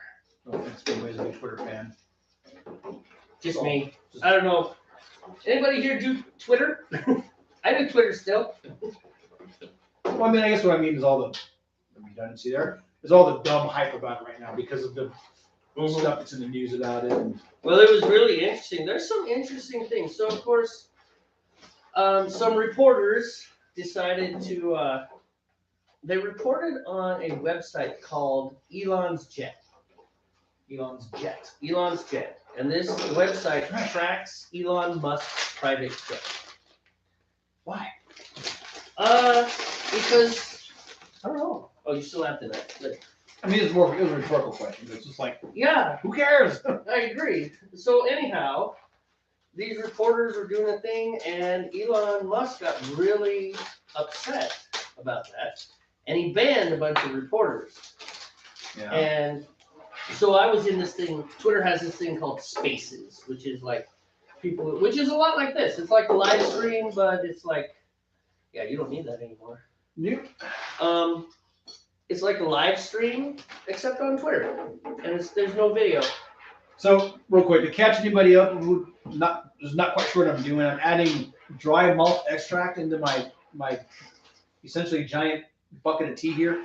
What this is, these are going to provide the sugars that the yeast are going to consume. I'm putting 9 pounds of this powder in there. That answer your question, Jem? Jem just asked that question. Oh, okay. It's like he's got ESPN or something. This is a horribly old joke, and yet funny. I've actually never used this much dry malt in one batch before. I've maybe used That's one a ton bag, of dry malt, man. That or is 1 pound. that is just ripe for boiling over. Well, that's why I'm going real slow with it right now and trying to get it dissolved as much as possible. All right, so now we can switch cameras. Let's go to pot cam. No, seriously, let's go to pot cam. Where's pot cam? Oh, hold on a Are second. you not configured today? I'm configured. I'm on the wrong. There's pot cam.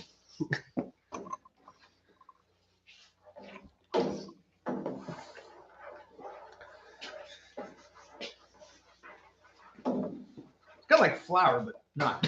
Yeah. Just malted barley that's been literally dehydrated to a powder form.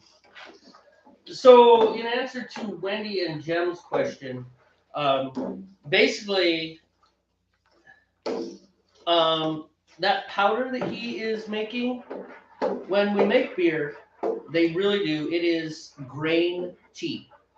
They take the grains and they malt them, which extracts all the carbohydrates out of the grains, basically the sugars out of the grains, and it makes a tea. Now, later on, we'll be doing liquid malt extract, but this is dry malt extract, and all it is just that tea that has been dehydrated to the point that it's just powder. So it's only the solids that are left. All the water is gone. And then he adds it back in there. I think one of the reasons is because if you were to add that much sugar in liquid malt extract form, you would need a bigger pot. Well, we've done it before. 3 cans is 9.9 pounds. Right, it's 9.9 pounds of Liquid malt extract, Liquid. but how much sugar is it? Yeah, I don't know. Because that's even more concentrated, if you think about it. Right. So you're adding less water, but more sugar. Your gravity is going to be through the roof. That's the point. It needs to be at least like 1.09 something, I think, is the target gravity for this, which is very high. Is that spider camera? Well, yeah, it's spider camera. It's pot cam. You're the guy that gave it the name, dude. Pot cam. That's right. I have 2 cameras. I feel pretty special. We mentioned before, most professional broadcasts this side of the Columbia River.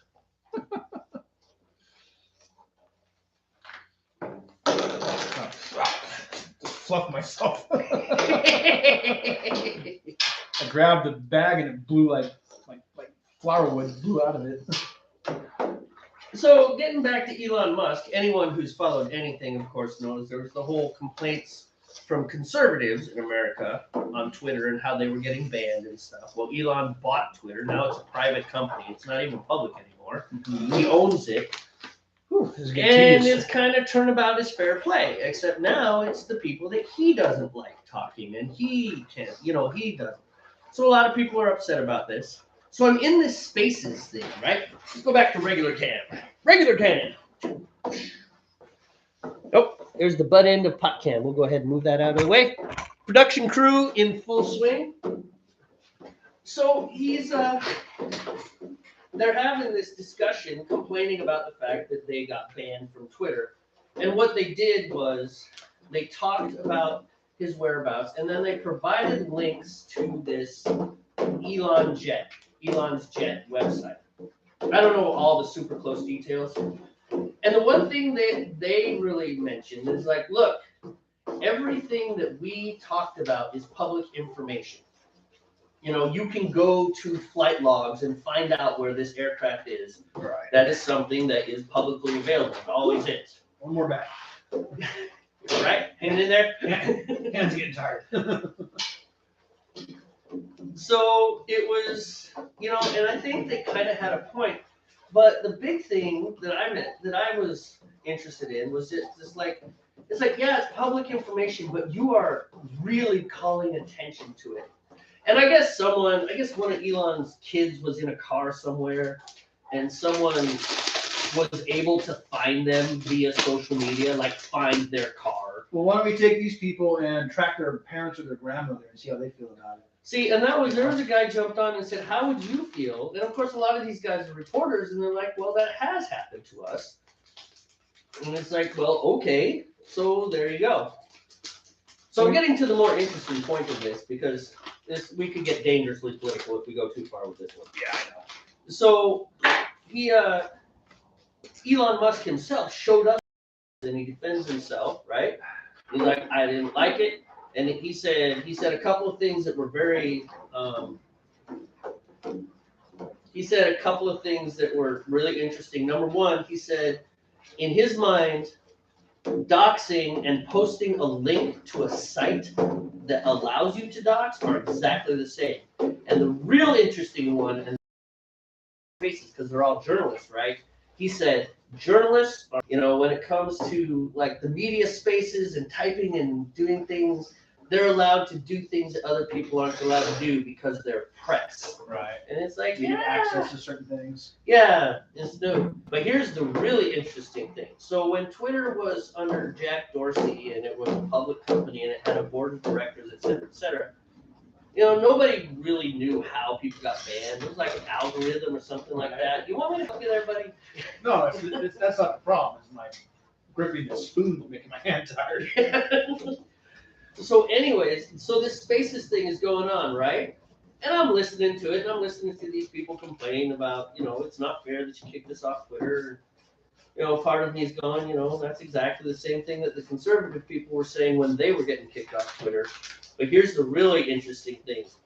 2 minutes after Elon Musk stopped, because he bailed on the channel, right? 2 minutes later, channel went dark. And I actually heard an interview on NPR today with the lady who was running that channel, and she said the thing that really shocked her is exactly how much control Elon Musk himself has on Twitter. It's not an algorithm, it's not some... Oh, he probably had his developers make him a dashboard where he can just be like, click, click, click, nope, click, click, click, you know? But yeah, I mean, he's not some like, absentee CEO who only worries about the financial and the numbers stuff. Right. He is right in the guts of it. He's a moderator. Yep, he shut him off. It's like, ooh, that's interesting.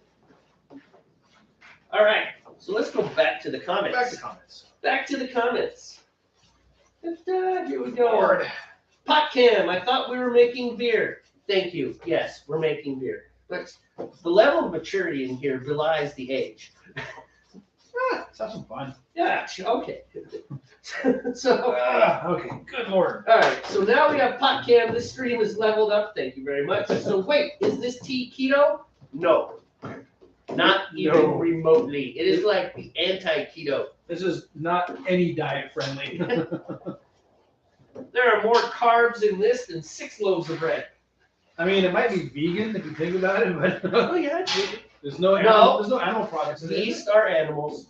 Oh, wow. But they're not fatty animals. Is that the rule? They gotta be fatty I don't animals? know.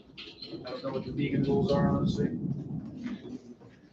I don't think yeast count as animals in No. the vegan world. Not in the same sense. But these beers are going to be high in carbs just because of the nature of these beers, especially since they're heavy, high grain beers. Okay. I think I managed to get this. Did you get your corn sugar in there? No. You know, I gotta look when that goes in. I think it goes in now. So wait, is this tea keto? No. All right. Nathan, are you sure you have heard of 2 bears, 1 cave? Wait. I guess technically it's Periscope, isn't it? Yeah. Well, I don't know. I think Periscope was bought by Twitter and it's just 100% gone. Probably. I really miss Periscope. Periscope was cool. This would have been much easier to do on Periscope, and many, many more people would have stumbled across it. All right, he said, PotCam, put the camera up and never turned it on. I did so turn it on. Why do we invite this guy? It's because we need at least a viewer, that's why. Was there a flaw somewhere, maybe? Hmm? Was there a flaw somewhere, maybe? No, I could have sworn. Oh, no!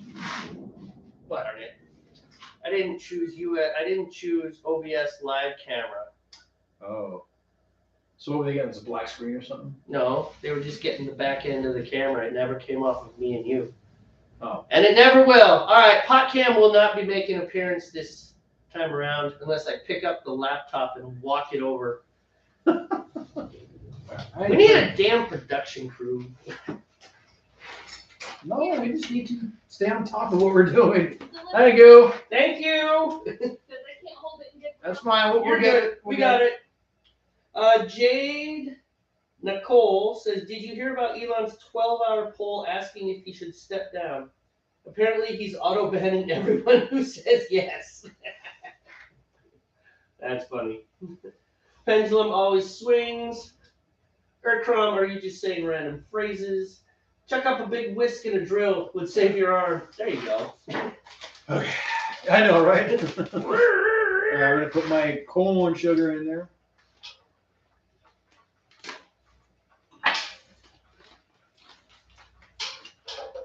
I got the heat up now, so. It's still cold as hell in here, though. It is. Yeah, this is getting very You frothy. stand on toilet? Are you high on pot? High on pot? Yep. Confucius say. Confucius also say to cure hangover, stay drunk. A doctor a day keeps the apple away. We are getting drunk from the virtual fumes. No, that's carbon monoxide poisoning, actually. From running propane heaters inside an enclosed garage.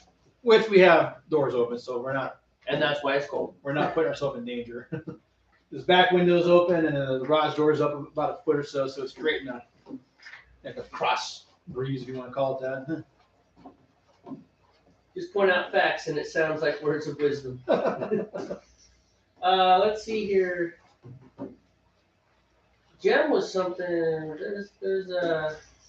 Yeah, doesn't the sugar turn to alcohol? So let's start there, because actually that's a worthwhile topic right there. The sugar itself doesn't turn, but the yeast consumes the sugar. The alcohol is actually yeast urine. It's a byproduct of the yeast. It really is. Yeast piss. And the carbon dioxide is yeast farts. Yeah, quite literally. And we have now reduced beer making to 14 And that applies to all alcohol, not just beer. Any kind of alcohol that uses yeast, or any kind of where an alcoholic drink is the final product that has yeast in the process. That is definitely urine and gas. Yes. So more accurately, so the yeast consumes the sugars, and the byproduct is the alcohol and the CO2, and they also put out some esters and some phenols and some other things, Which are flavors. They actually also put out diacetyl, the stuff that makes artificial popcorn flavor. That diacetyl stuff. Flavor, yeah. Yep. They actually put that out too. Although if you let your wort come or your beer come up to room temperature for a few minutes, for a few days before you keg it and stuff, the yeast will reabsorb that diacetyl in there. All right. I'm gonna cross the camera and grab that beer. Oh, that's fine. Beer So you delivery. won't get buttery tasting beer. Oh no. Yeah, it's just a little too low. You gotta tilt it. All right. So we got some Bad Santa. Bad Santa from Pelican Brewery. It's a Cascadian Dark, which is also known as a Black IPA. Black IPA.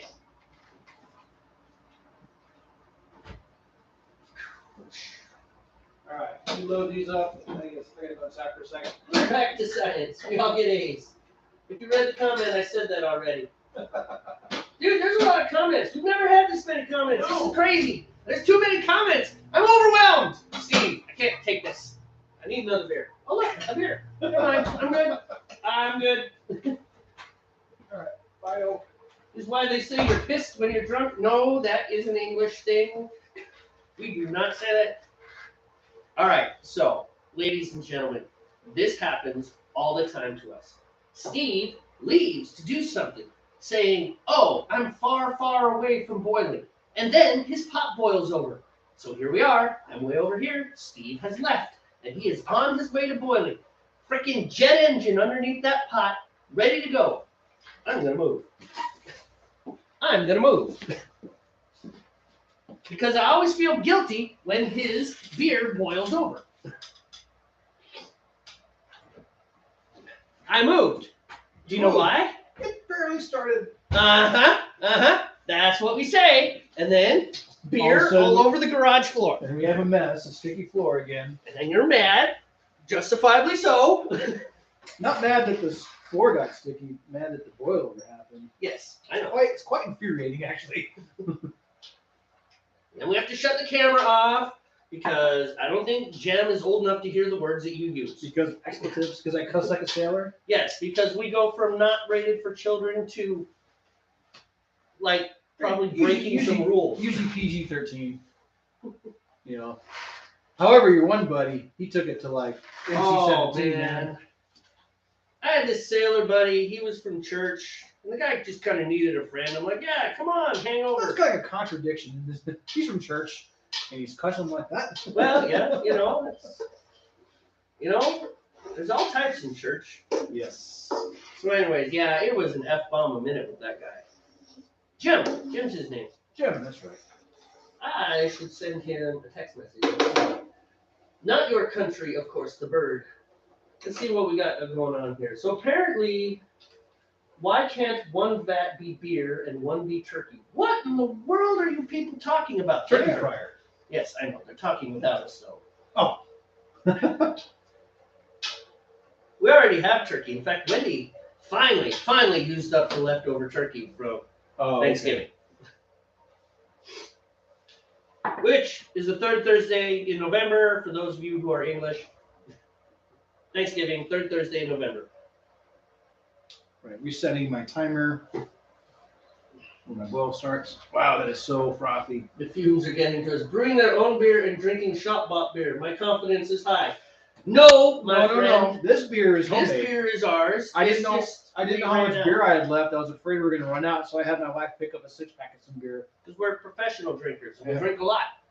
Yeah. You've heard of the critical drinker? It's like we're just. Yeah. I got nowhere. I'm not normally going there's anywhere like with that. normally there's like 2 kegs of beer, or sometimes even 3 kegs of beer in there. But because of our break in November, we ran out of beer, so now I got to build up the beer flow again. You know, the pipeline.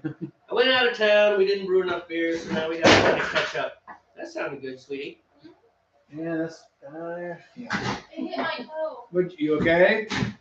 What'd you drop? I packed and almost my dollar answer. So this beer's kind of malty. It's got the spices in it. It does Right. have the cinnamon and the nutmeg.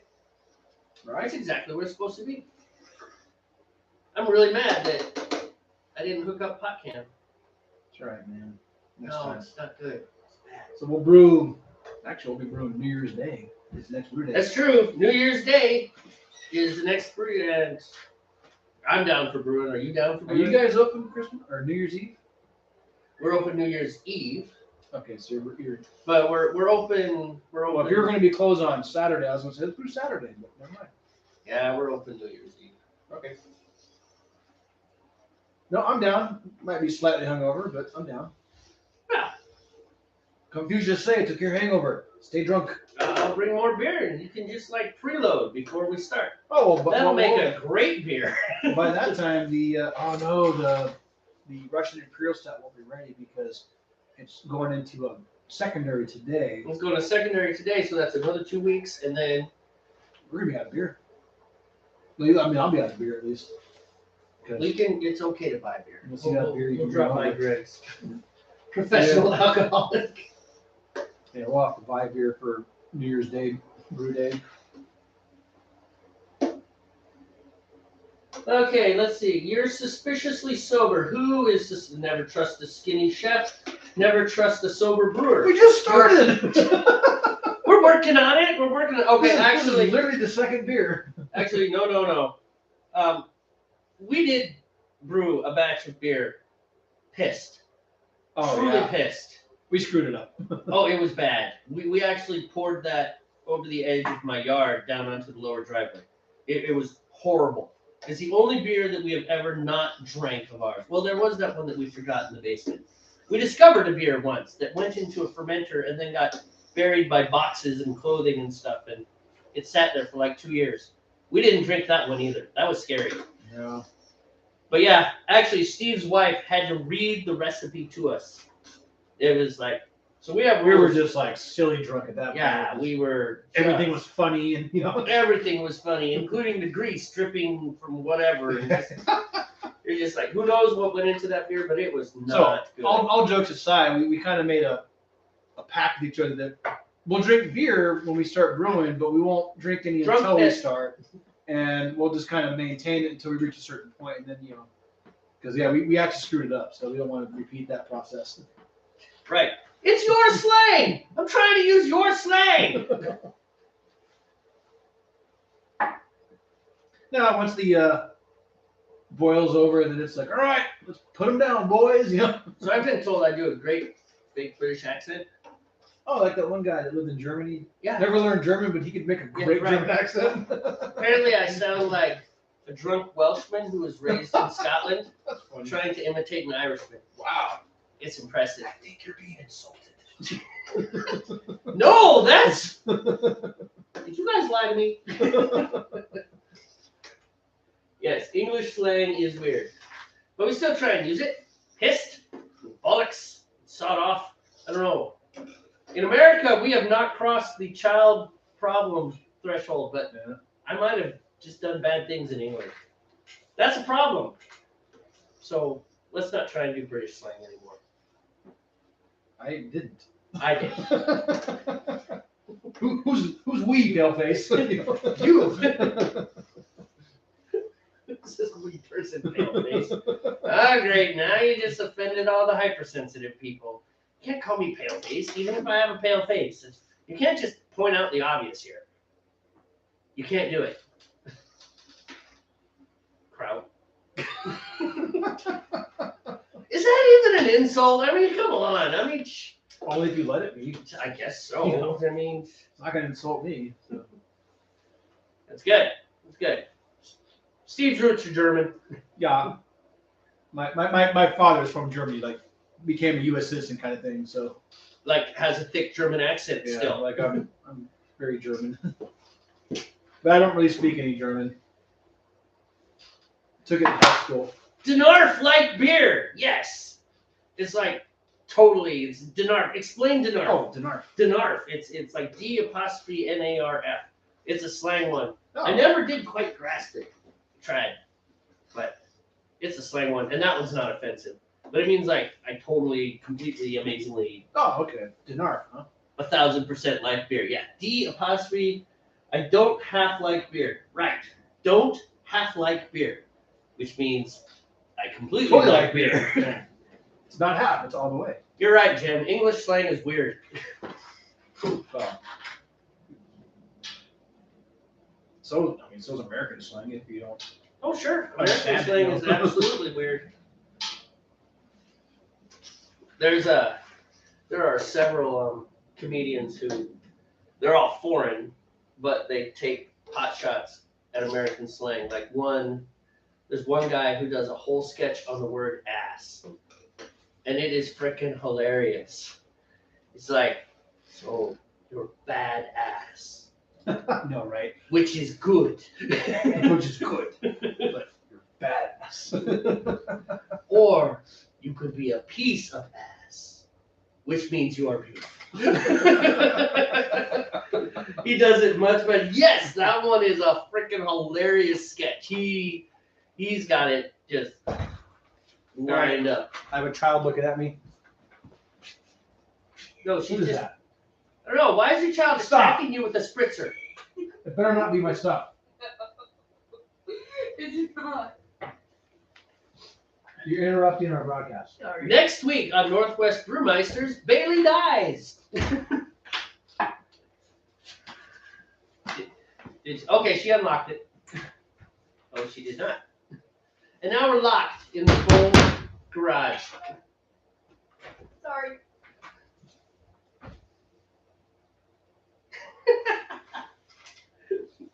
Danny Bade is from Wales. Who? Oh, Danny Bade. Danny Bads. He's from Wales? Conversation starter. We're having a conversation. She and I are having a conversation after today's broadcast. Uh-oh. Children's. Oh, you're not to the boil yet. No, I'm almost to boil. Okay, so Trying. unfortunately it's going to be Steve alone for a minute because I have to do that thing that beer makes you do. Oh, yeah. A biological response to beer. Whoa, no, I guess not. You're going to have to wait a minute. I'll have to wait just a minute. I mean, all I have to do is pull this out. Really ahead. hard for me not to make a comment. Make right the now. comment. They're Nathan- all adults. Nathan, would you like the honors of commenting on that? You didn't even have to make the comment, and you made the comment. You made the comment without making the comment. That is pretty darn impressive. I am impressed. Well done.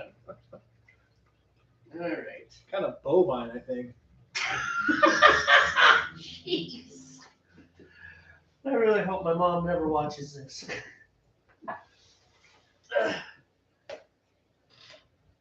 She won't. This is trying so hard to boil, but just can't quite get there. You don't, at this point, man, don't leave. I'm not going to stir it. Yeah, because if I stir it, it's going to keep leaving the heat. So much foam. It's like a cappuccino in there, man. Yeah, if someone had chosen virtual cam, we could show people that. But he didn't, because he's an idiot. All right. I got to go use the head or the loo or the bathroom or whatever you want to call it. The water closet, I used to see that when I was Water overseas. closet, the Yeah, they say. when I was overseas. All right. I'll grab this so I can read some comments.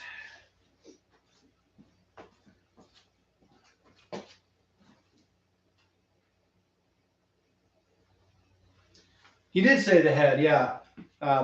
As you probably have heard before, we're both former sailors, and the head is another name for the bathroom or the toilet, the privy, you know.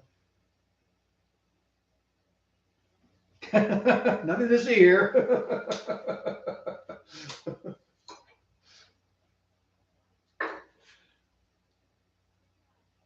Right? Move along, move along. This is not the head you were looking for. Move along. Oh, about to boil. I gotta keep an eye on this because if I don't watch this carefully, it'll boil over. Nathan's seen a couple of our boilovers. They're not fun. Stop. Even out. There we go.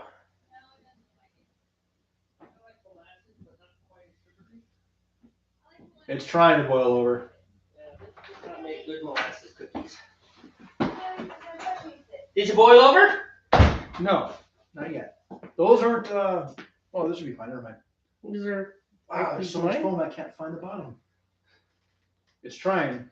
It's trying. I'm gonna try to stir some of this in. You need to control the heck out of that. Oh, I know it is. I turned the heat down a lot. Yeah. These are mine, aren't they? Yeah, they're yours.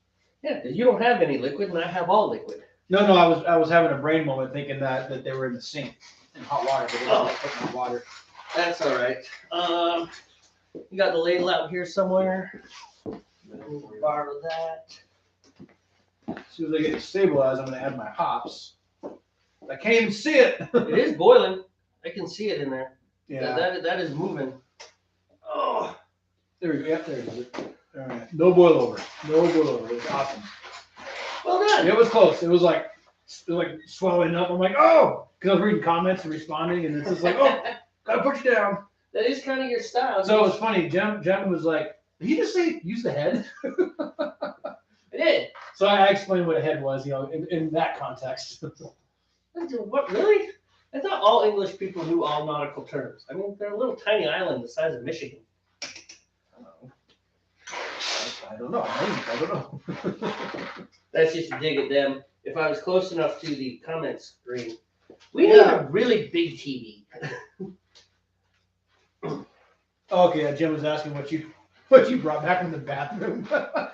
I don't know. The malt extract was not in the bathroom. Steve keeps strange things. All right, so it's a nice toilet decoration. for those of you who don't brew beer or anything,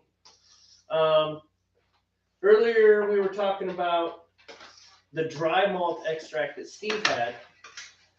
This is exactly the same stuff, except it has more water in it. It's like partially dehydrated. It hasn't been dehydrated to powder form, which means that Steve put more sugar into his beer, the carbohydrates, the malts.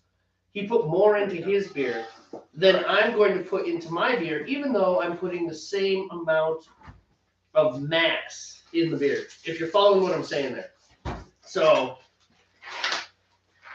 I really hate this part because I always get sticky and I hate being sticky and I just can never, yep, there we go, sticky already. All right, I'm going to put my first ounce of hops in because I have a nice textbook boil. Textbook boil, nice. Textbook boil. I'm using 1 ounce of UK Fuggle for my initial bittering hops. Oh, geez, I might need your knife again. If I may, thank you. And I'm sticky. Really? You got me sticky, man. I don't know how I did that. I'm sorry. It's on your knife, I think. I didn't even, I don't know how that happened. When I went dry malt, man, I'm not supposed to get sticky this time. Sucks to be you. So these hops are like little pellets that look kind of like rabbit food, honestly. They're just compressed little hop pellets that are really bitter if you were to eat it by itself, which I've got Jamey to do, and we got his dad to do it one time too. Be honest, somebody suckered you when you're doing it once upon a Oh time, yeah, yeah. My friend Greg was the guy that got me into brewing. He's like, here, try this, I tried it. It's just like, oh, what did you do to me? They're so bitter by themselves. It's funny. They're not delicious. Even after that, I've taken a hot pellet and put it in a beer, like a kind of not so good beer, to try to make it taste better, and it worked. Did it really? Yeah. What did it do? Just add a little more character to that beer. All right, now that I have my hop addition, my first hop addition in there, We will be back with you in a minute. Right. There's lots of concentrating that has to happen at this point. Focus. Well done. There we go. All right, and at this point, we count down an hour. 1 hour. And in 20 minutes, I'll put my second ounce of hops in there. For this particular beer, it's not meant to be hoppy like an IPA or a pale ale. It's meant to be full-bodied and malty. The hops are just being used to counter The sugar. the sugar, so it's not too sweet. Yeah, slight sweetness is okay in this particular case. Yeah, but if we don't put the hops in, It'll be too sweet, yeah. it'll be like a sickly sweet. Like, Yeah, it won't be good. It'll be just, it wouldn't be good. yeah. All right, now back to my stable Like those boil. Mexican sodas. I Which don't like ones? the way those Too taste. sweet? No, there's some Mexican sodas that I've had. They just, Cold? they're not sweet enough, really. Oh, okay, okay. And part of it's just kind of like those Mexican candies that we had the other day. Oh, those Part are of it awful. has just got to be an acquired taste. It's like that's what we're used to. Oh yeah, now, I've had good Mexican candy, but that particular watermelon thing we're eating was just disgusting. Oh, that was revolting. That was a horrible, That is horrible. what I thing. imagine barnyard tastes like. Yep, that was Barnyard. All right, here, let me grab the glass. I'll fill our beers. Okay. You know what's gonna happen? We're gonna not even touch those bottles because I actually have enough beer. I just was playing it safe.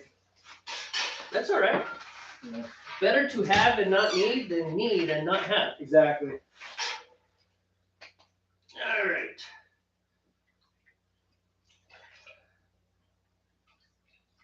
We need to do like a little Wi-Fi cam as well. That's we can travel Yeah, around. I just don't trust Wi-Fi. That's the thing. I don't trust it. I don't trust it, Steve. Use it at home. It's betrayed me in the past. Like you're using it here at my house. I know we're using it here to send the whole signal out, but it's just, I don't know. I think you're right. It's just, But what I mean is like we could use it temporarily to show the folks the. no, I know Catering exactly or what something. you're talking. Uh-oh. Which one of those? I've lost track. Which one is not? Just open it. Just What I'm open gonna have to it. do. I'm obviously going to have to do that. All right. I think Well, it's this one. you got some super foam again, so That's all right. It'll settle down. if you want to top it off, it's fine. Yeah, I'm gonna go see- rinse my hand real quick. See, by doing it this way, then we extend the little beer you do have out for weeks. True. Because we're only drinking 2 ounces at a time. Oh, the comments are so far away. With you. Pulling this off of here.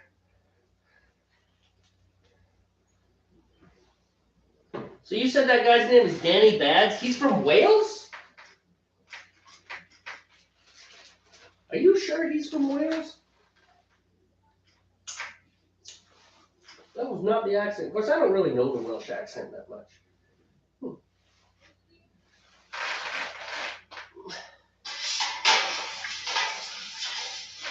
And just gonna pour that in here. Big, long, sticky stream of molasses stuff. So we finally got snow here in the Pacific Northwest. We don't get a lot of snow. None of it stuck. It was almost like a blizzard, with all of it melting the moment it touched the ground.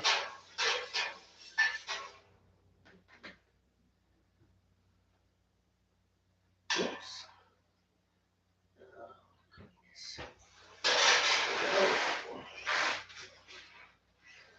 That was kind of fun to turn your headlights on and drive into a snowstorm.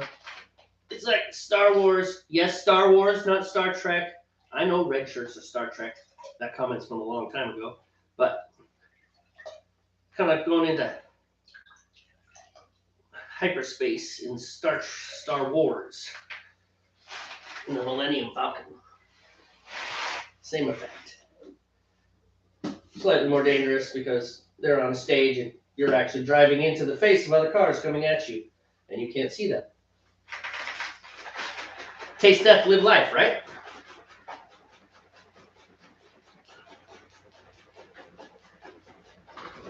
Okay. Right.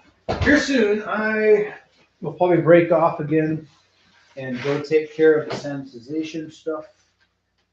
Because I need to add the star sand to The water locks and my all the other fun carboy stuff. and all the accessories and stuff. My boil is not. It's like Not stabilizing? well, no, it's just kind of not as rolly as I want it to be. There you go. That's a little better. All right. I just want a little more activity in there. Oh. Okay. Oh, I guess I should pay attention to comments, huh? You should, because they're far, far away Oh, from we me. got somebody else. Oh no, was Jade in there before? Say the whole name. Jade Nicole? Yep. Okay. Yeah. Sorry if I'm butchering that. Okay. Yep, they've been there for a bit. Everybody just kind of piled in. It's kind of interesting. It's like being rated on Twitch. You stir me right round, baby, right round. Right round, right round like a record player. Okay, we're kind of back. Right round. Don't burn the beer, Jim says. Steve's Okay, done that before. I have done that. It actually didn't hurt the beer that much, but it was a little bit of scorchiness on the bottom. David says, I like meat. It doesn't boil over. Yeah, you and your mead. It's got all Okay, sorts of that's right. advantages to mead. Throw it in the pot, plug it, go away. Come back 2 weeks later, it's mead. It's like, it's not really that simple, is it? Yes, it is. It's that simple. Okay, that's got an advantage. You know who's made kombucha before? Peter and Jem. Oh, yeah? Yes, in Okay. fact, Peter, I think, didn't you have a bottle explode in your closet once? Inquiring minds want to know. Yeah, right. So, you're being made fun of because you're shaking it? Shaking up, baby. We all have talents. Don't be jealous. Twist and shout, Nathan says.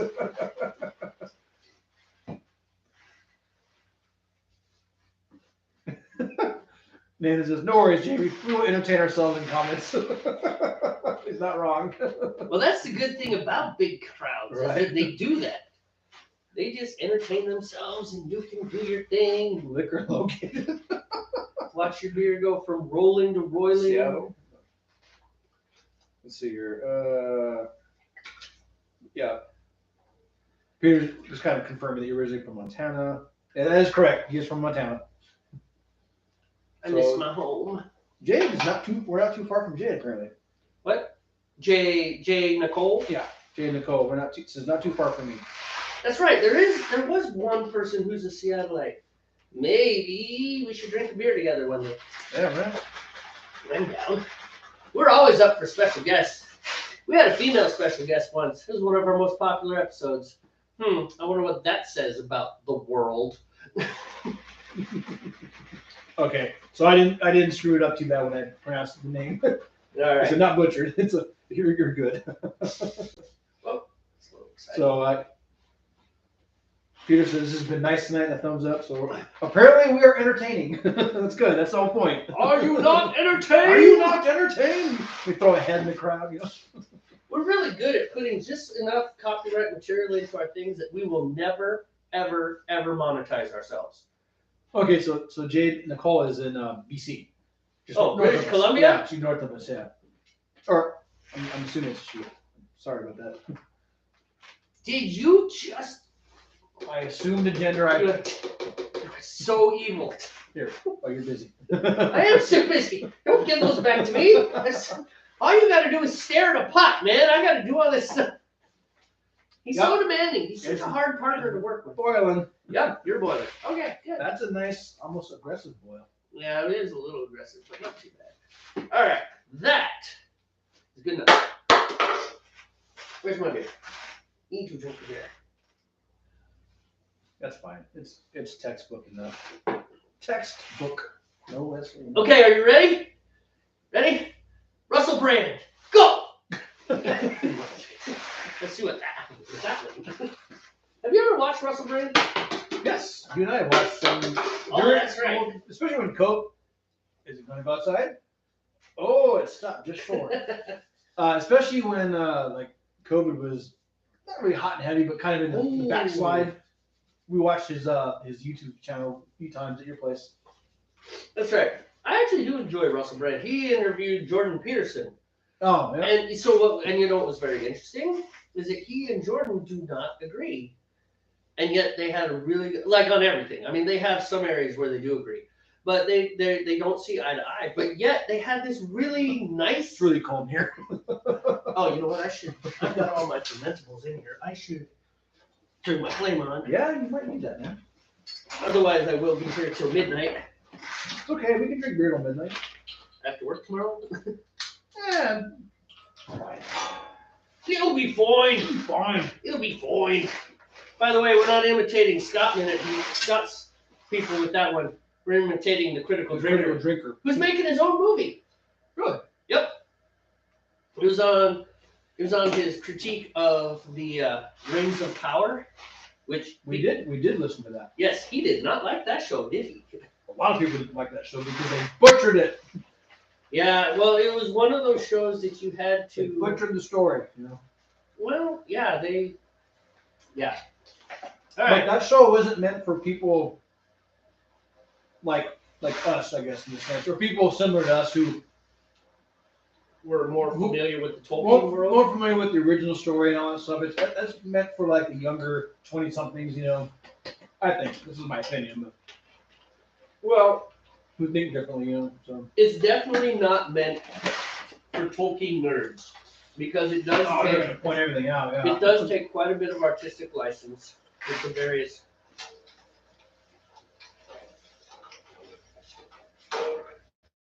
With the various characters and stuff, Right. you know.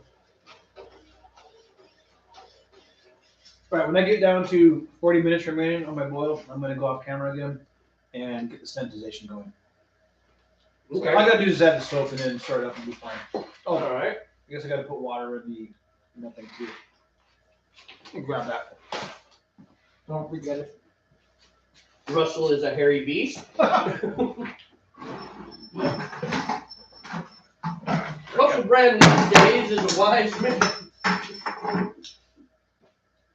So it was not kombucha. It was kefir. Oh, I don't know what that is. Neither do I. It's like kombucha. It grows. It's like a probiotic thing. All right, Peter. There you go. Remind me what kombucha is. Well, Anyways, it does pressurize, and he almost killed Fred Nemo with it. yeah. Yeah, it can. My friend Peter, the manslaughterer. Anything that ferments will pressurize. Mm-hmm. I mean, that's how you naturally carbonate homemade beer in a bottle. Right. You the CO2 byproduct from the yeast consuming the yeast consuming the starches, creating alcohol and CO2 is natural carbonation. Really, now it's too soft again. What is the deal? Jamey, you know I could listen to you for hours. However, I'm up early in the mornings. I'm going to sleep now. Stream is quality. Don't ever stop. Thank you very much. Hey, thank you. Have a good night, Peter. Take I care. appreciate you popping in. Anyone else who has to bail, we get it, especially if you are English and actually in England. Very late over there for Yeah, us. You know? it is, let's see, it is like 3 in the morning, 3:30, almost Woo. 3:30, I think. Jeez. 7, 8, no. 1:30 in the morning. Is it really only 5:21 here? Yeah. 5:22. I mean, I know It it's just really dark feels already. so much later. Right.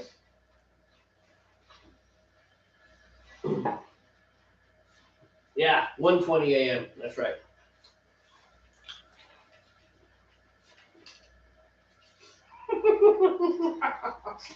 Take advantage of the heat source.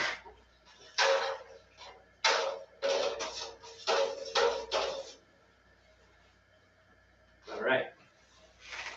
So we got our fermentables. Now we'll get up to boil, which we'd show you, but Hot cam. is not somebody available. forgot to hook up pot cam. So the whole time it was just showing the back of the pot can we had. Yeah, over there. I think just put the back of the pot cam. That's funny, man. Sorry, but it's funny. It's not funny. I hate myself now. Flog yourself. I'm just gonna punish my liver. Oh, okay. There you go.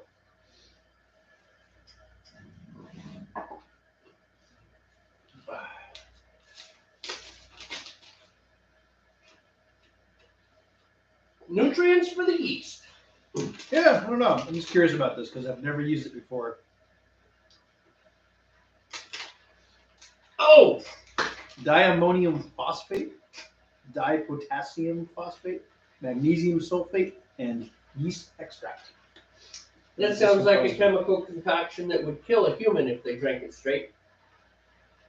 No, it doesn't have any more. Phosphate. Doesn't have any warnings on it, so Sure. not like Coffee. Never mind. I was gonna make a Tide Pod reference, but I'm just gonna leave it alone. It's okay. It's okay. It's okay to be a little edgy. It's okay to be a little happen edgy. outside the U.S. I guess we have anybody left in the UK on right now? Yeah, I don't know. We still got 4 people here. All right, people who are not British do crazy things, or who are Canadian do crazy things like the Tide Pod challenge happen in your countries. Because that's just. I mean, honestly, it's embarrassing that kind of stuff happens. In the U.S. It's like really. But maybe it happens other places. I don't know. That's why I'm truly curious. I just don't know. I was gonna say something. Oh, oops. Seriously? No 5-second rule here. So you're saying you can eat it whenever you want? You can. Not I can. So have you seen anything cool pop up on YouTube? Me? Yep. No. Anything cool about metal that popped up on YouTube? Anything cool that popped up on YouTube about metal that deals with Megadeth? Oh yeah, there's a new chapter out, but not new anymore. I mean, I already have the album. I've had the album for for a while. But you haven't seen the video. No, it kind of lost the spark, man. Okay. Chapter 5, Yeah, 2 days ago. I just saw it.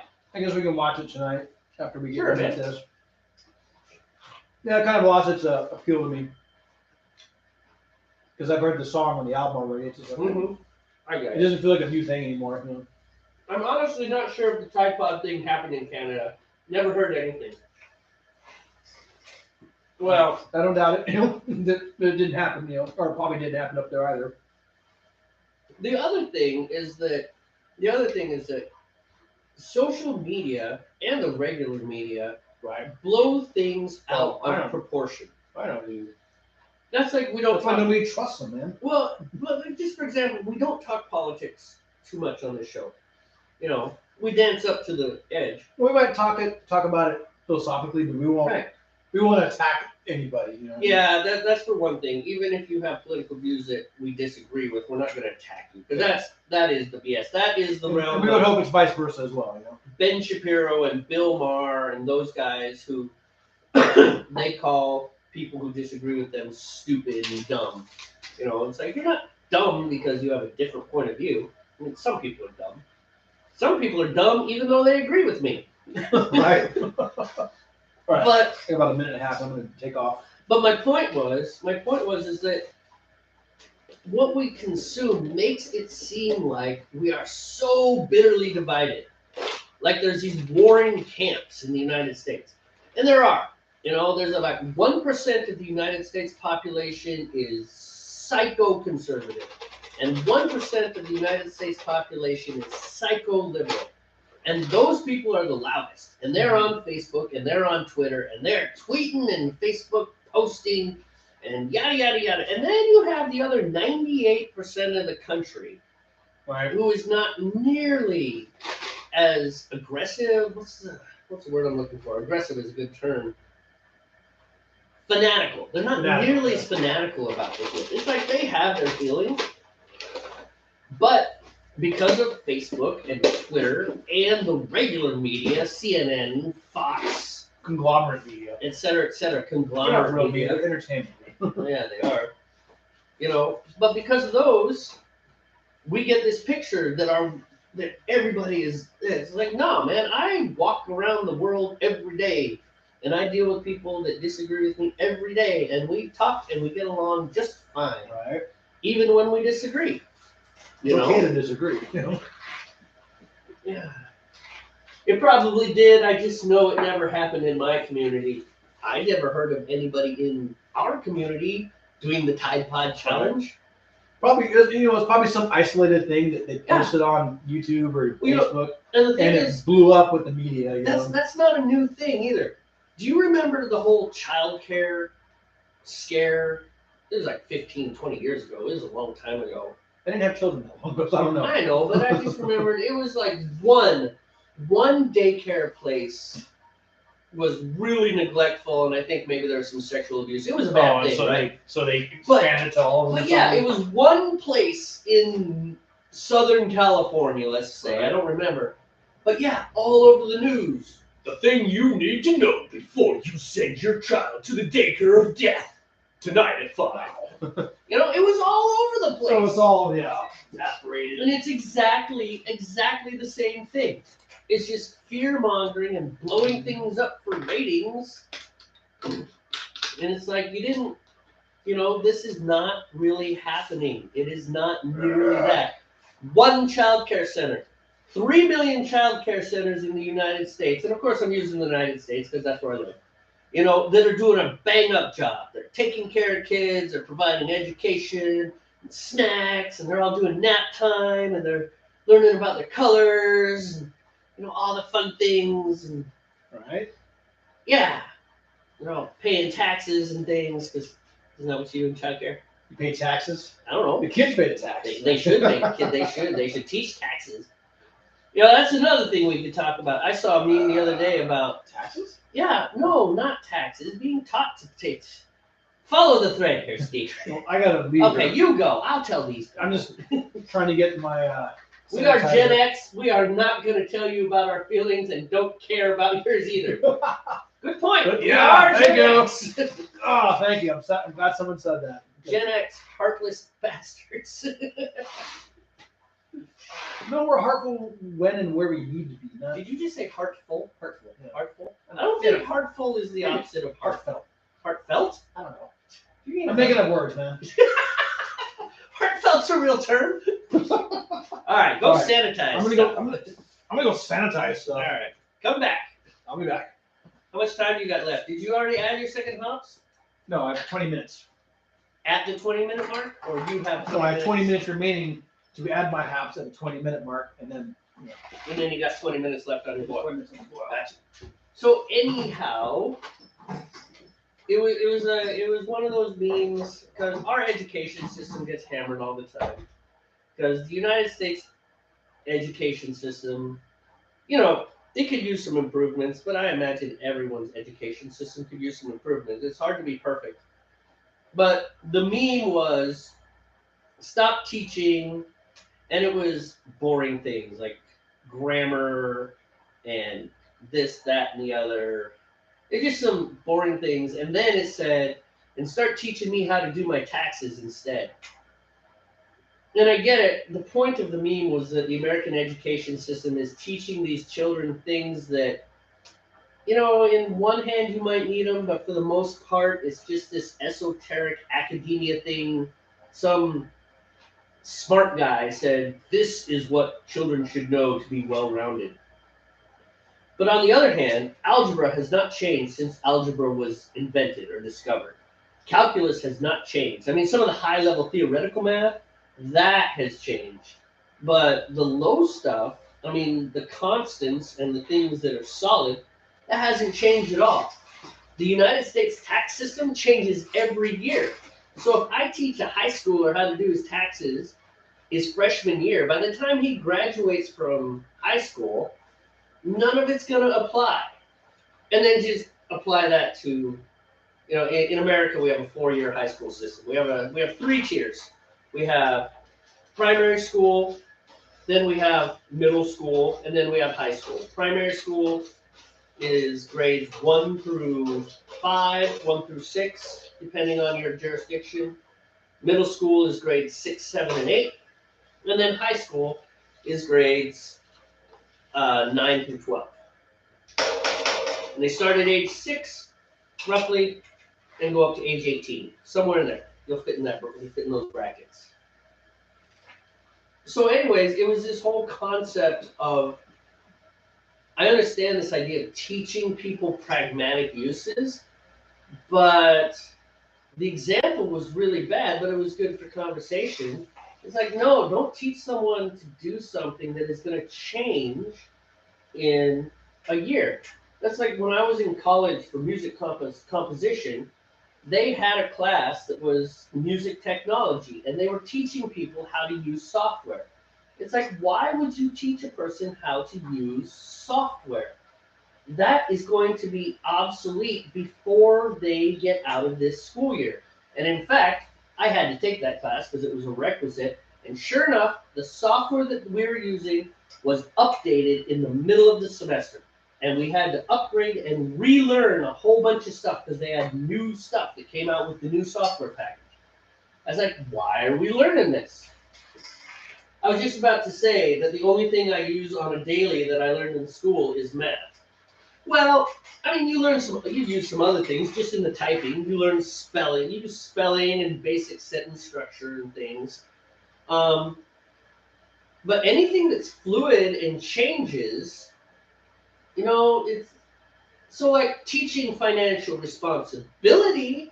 That's one thing. Teaching someone something simple like, this is how much you have. This is how much comes in. This is how much goes out. Let's make sure that what comes in is always more than what goes out. And I think part of that should be a parent's responsibility. Parents should do that, And I understand parents are busy, and we live in a world where you practically have to have 2 incomes at this point. But still, just because life is hard doesn't mean that you have less responsibilities. I mean, you still have responsibilities. If you decide to have children, I have 2 kids. Steve has kids. So we have responsibilities, and we got to do what we got to do. Just because we have kids doesn't mean that things lighten up. Just because things get harder doesn't mean that we get to shirk things off. It's like life is hard.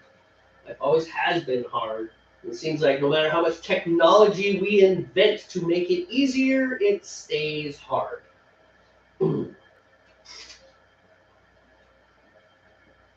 So anywho, that's just my little rant there on, what to teach kids in school. I mean, I think it's important to teach them things that are static and standard and don't change. 2 plus 2 equals 4. Now, how you teach the child to arrive at 2 plus 2 equals 4, that's a little bit irrelevant, as long as they grasp the concept that if they have 2 apples and then they have 2 more apples and they put them together, it's 4 apples. 4 times 4 is 16. X plus 12 equals 20. What is X? 4. It's like just being able to do these things that are concrete, that don't change. How to do your taxes? It's like U.S. tax code is up in the air, depending on whether the Republicans are in charge or the Democrats are in charge, what state you live in, what town you live in, what county you live in.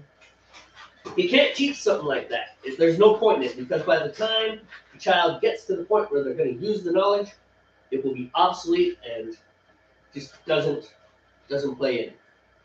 So there you go. This has been Jamey on education. You know what else we should do while we're waiting for my stuff to finally get here? We're going to bounce around, and we are going to go look up the next hot break. Okay. Because I didn't read the other hot break yet. Everything's sanitizing. You did too. You read both. No, I only read one. Oh. I'm pretty sure I only read one. Maybe I read them both. I only read one article. I read The Tale of Two Loggers. Wrong button. Okay. Sanitization is.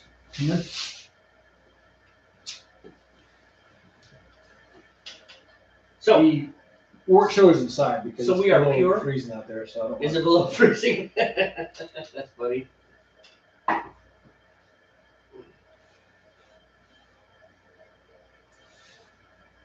Alright.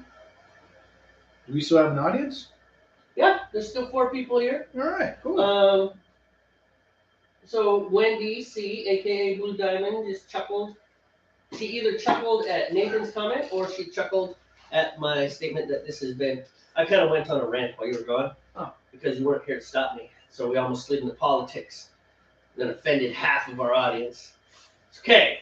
I extended self-restraint and I just talked about math instead, which offended Nathan. So you still offended somebody. Hey man, if you're not offending someone, you're not doing it right. No, I was talking about more importantly, it's talking about the concept of teaching children things that are fluid and that will change and be useless by the time they graduate. Like teaching them how to do taxes. What is the point in teaching a ninth grader how to do taxes? By the time they graduate, all those laws will be different. They'll be, Right. But teaching them algebra or calculus, those things stay the same. Calculus hasn't changed since it was discovered. It's like those principles have locked in place. And I have a beef with all that, with how they teach that in school now, especially the Common Core program. So Like, that let's reinvent the wheel. Here we go, folks. Woo! without ranting. No, But still, I'm not it's gonna rant. we're talking about though, because that's something I mentioned. It's like how. So I did the whole 2 + 2.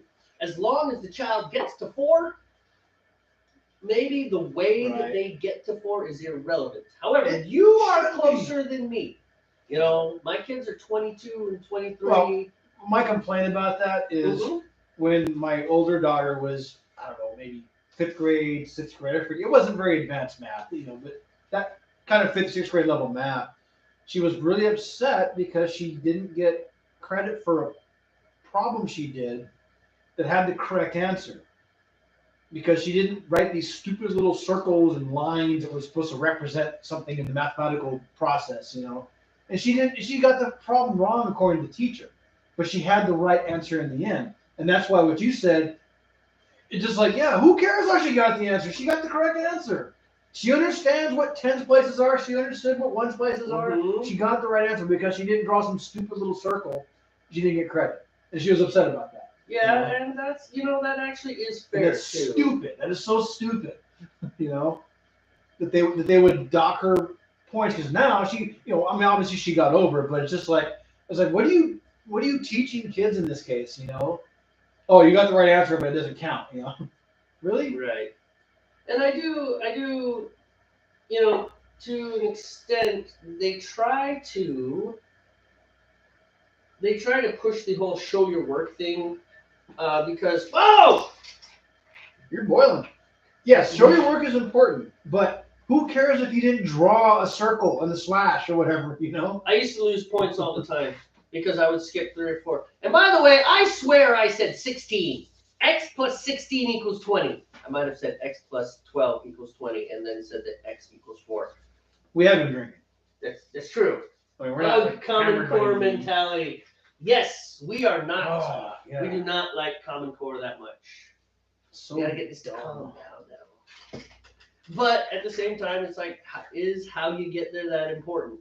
Right. I think If you understand how you got there,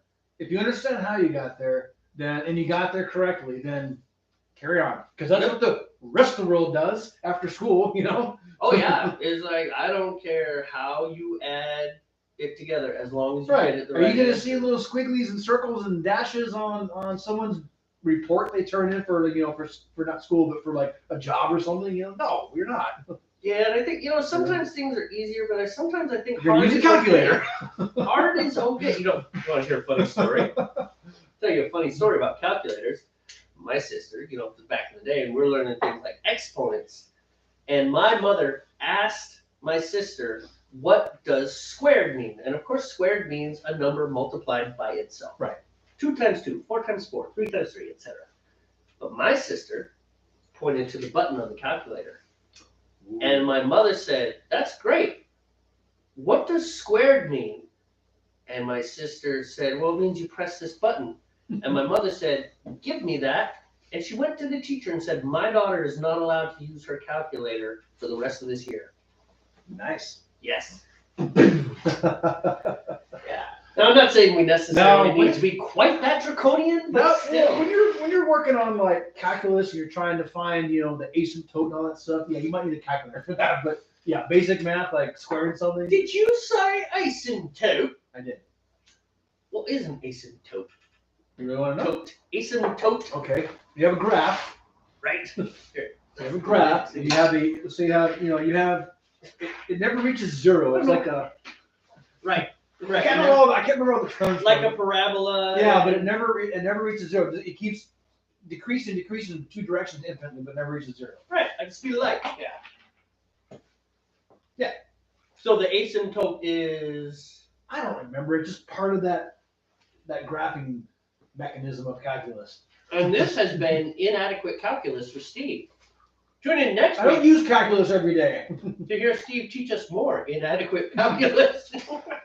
Okay, almighty, what's the asymptote then? I don't know. I asked you. I just know it has to do with I know. reaching zero. No. I get it. Infinite directions y, infinite direction x.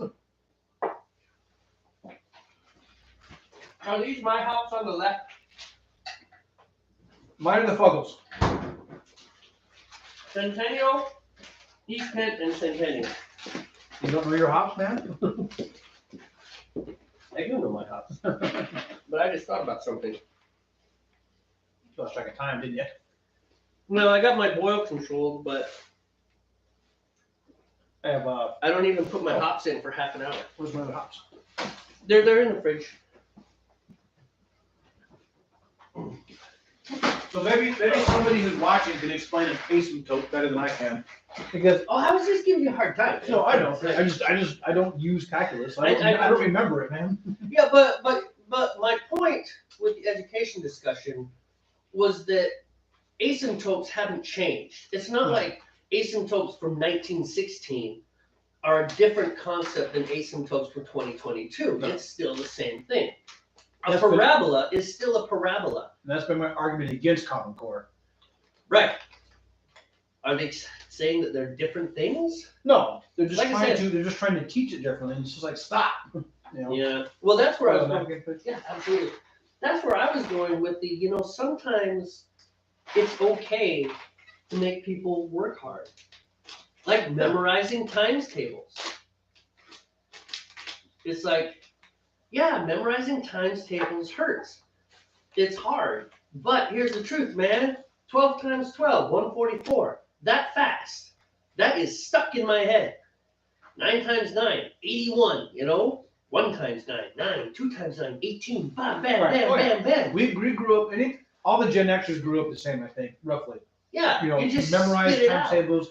You learned how to solve for X by a couple steps. You didn't draw stupid little symbols to represent tens and ones and whatever. Right. And it was hard work, and it sucked because instead of going out to play after school, you had to do your homework. Oh no, homework. I mean, look at some societies like the Amish, man. Those kids are working, and I'm all about working kids. I work my kids hard. We're a very isolated society. They do. You're right. Within Yeah. our society.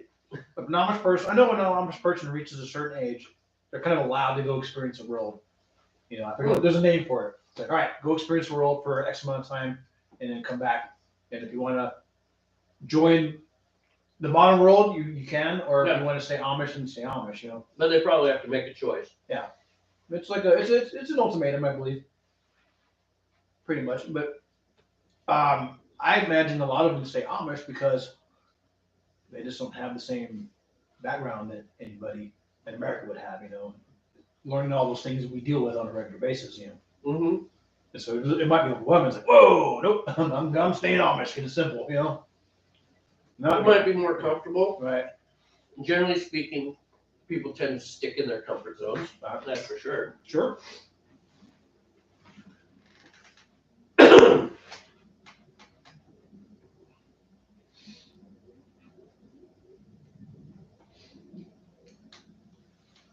How we doing? What do you got left?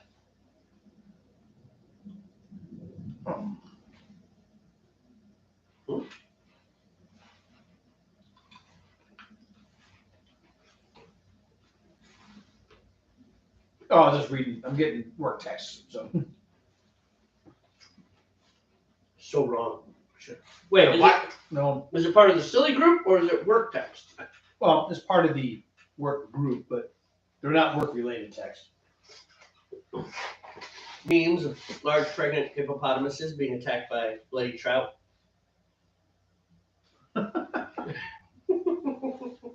Yep, it's almost time for my hops. 7 seconds. How many? 3 seconds. How many? Now. Now. And you pour them all over your spoon. Silly guy. Easy fix for that. Easy fix. All right, say, so now, so that means you have what, 20 minutes left? 20 minutes left, and in 5 minutes, I'm going to put some Irish moss in there. Right. Just make it lucky. Yeah, that's why we do Irish moss, because everyone knows the Irish. The people that suffered the potato famine, So that were lucky. inscripted into practical slavery in the United States. They are some lucky people. Where did we get that? I don't know. Probably some American thing. Yeah, They Americans. probably made it up, you know. Bloody They probably made it Americans. up. No, yeah, I have 20 minutes total on my boil. I'm going to put in some Irish moss at 15 minutes, which I don't. Might have to dump the whole thing in there. I can't really tell how much I have left. You can't over-treat, can you? I don't think so. I don't have anything. I don't know if I have enough for both of us. So I'm not worried about it. You do yours. okay. For anybody who's curious, Irish moss is apparently an herb that's used for Or herb, if you're in England. They actually pronounce the H. Oh, okay. Yeah. It's used for clarifying. What it does is somewhere at the molecular level, It's magic. it yeast particles, anything suspended in the in the liquid, it makes them clump together and they get heavy and they gain mass and they sink to the bottom. And so when you transfer your beers around, all that stuff's on the bottom. You don't transfer the sludge around, obviously, and it's supposed to help your beers be more clear when they're done. And that makes you less flatulent late at night next to your wife. And Yeah. she doesn't spray you with air freshener, Yeah. which is really cold. Ah, Not what that was that's never happened to me. That's oddly specific, man. I know, oddly specific. Did that answer your question, Nathan? Nathan just asked, what does Irish moss do? Oh, okay. Wow. Another ESP moment there. Yeah? 'Cause I didn't know you'd ask that. Extra. Oh, no. What it does when it's on the garage floors gets swept up and thrown into the garbage. Yeah, there's like one. Oh, No, it's in here. speaking of swept up, yesterday down at the tap house, we had a brown ale. Sometimes it's a brown ale, sometimes it's an amber ale. It all depends. Excuse me. Yeah. But last night it was a brown ale called the Mystery Machine. Interesting. And oh yes, it is. This is danger beer. But not danger beer like that one beer you made where it's like you could drink like 7 of these without knowing it and then smash danger beer. This was like all the little leftovers from the various grists and grinds of their various customers just kind of chucked in a muslin sock and thrown in. It was really good. Okay, I was kind of cringing like, ooh, really? I know, that's why I'm saying it's danger beer, because sometimes it's like, yeah, it's really good. Other times it's like, Ooh, nope. But I do think that probably when they do that, they go super vanilla. You know, it's like, all right, we're not going anything crazy. This is just going to be a regular brown ale style beer. You know? Like, I don't think it's probably, they probably have, since they do all grain there, that's all just the specialty stuff. You know, Phone's distracting me. and then I imagine they start with like a solid 2-row or 6-row. You know, their main base malts are probably real vanilla. Right. You know, because yeah, you could just make a disaster with that method. It's like, what's this? I don't know. I swept it up off the floor. Throw it in the beer. No, let's not. It'll be fine. It'll be fine. All right. You know, this is really cool. We still have 4 viewers, but we're rolling down towards the end of the boils, and that's when We're things gonna get be exciting. inside, outside, inside, outside, outside, inside. In the summer, we're able to roll things a little longer because the physical area where we do a lot of our work is more compact. But out in the garage, because it's pitch black outside and we don't have an outside studio crew with lighting, Wouldn't want to. It's cold outside. It's cold in the garage, but Yeah. we've got these heaters. It would be really cold outside. Point being that it's a lot harder to keep the cameras. I mean, all you'd be staring at Steve's wall, and eventually you wouldn't even be staring at the pots. You'd be staring at Steve's wall and hearing me and Steve swear at each other as we screwed something up. That never happens, by the way. We are perfect after. Once the camera goes off, we just nail everything Nailed to it. the T. Never killed your grass with boiling hot water. All right. So what I'm saying is thank you so much for being here. Really appreciate that. I hope it was kind of fun. Sounds like people enjoyed the chat at least. And we're going to go ahead and sign off. So I'm Jamey. Steve, And as always, relax. don't worry. Have a homebrew. Take care. Thanks for We'll see you later. Thanks for watching. Bye. All right, We need a production crew so bad. I know, right? I'm gonna go turn my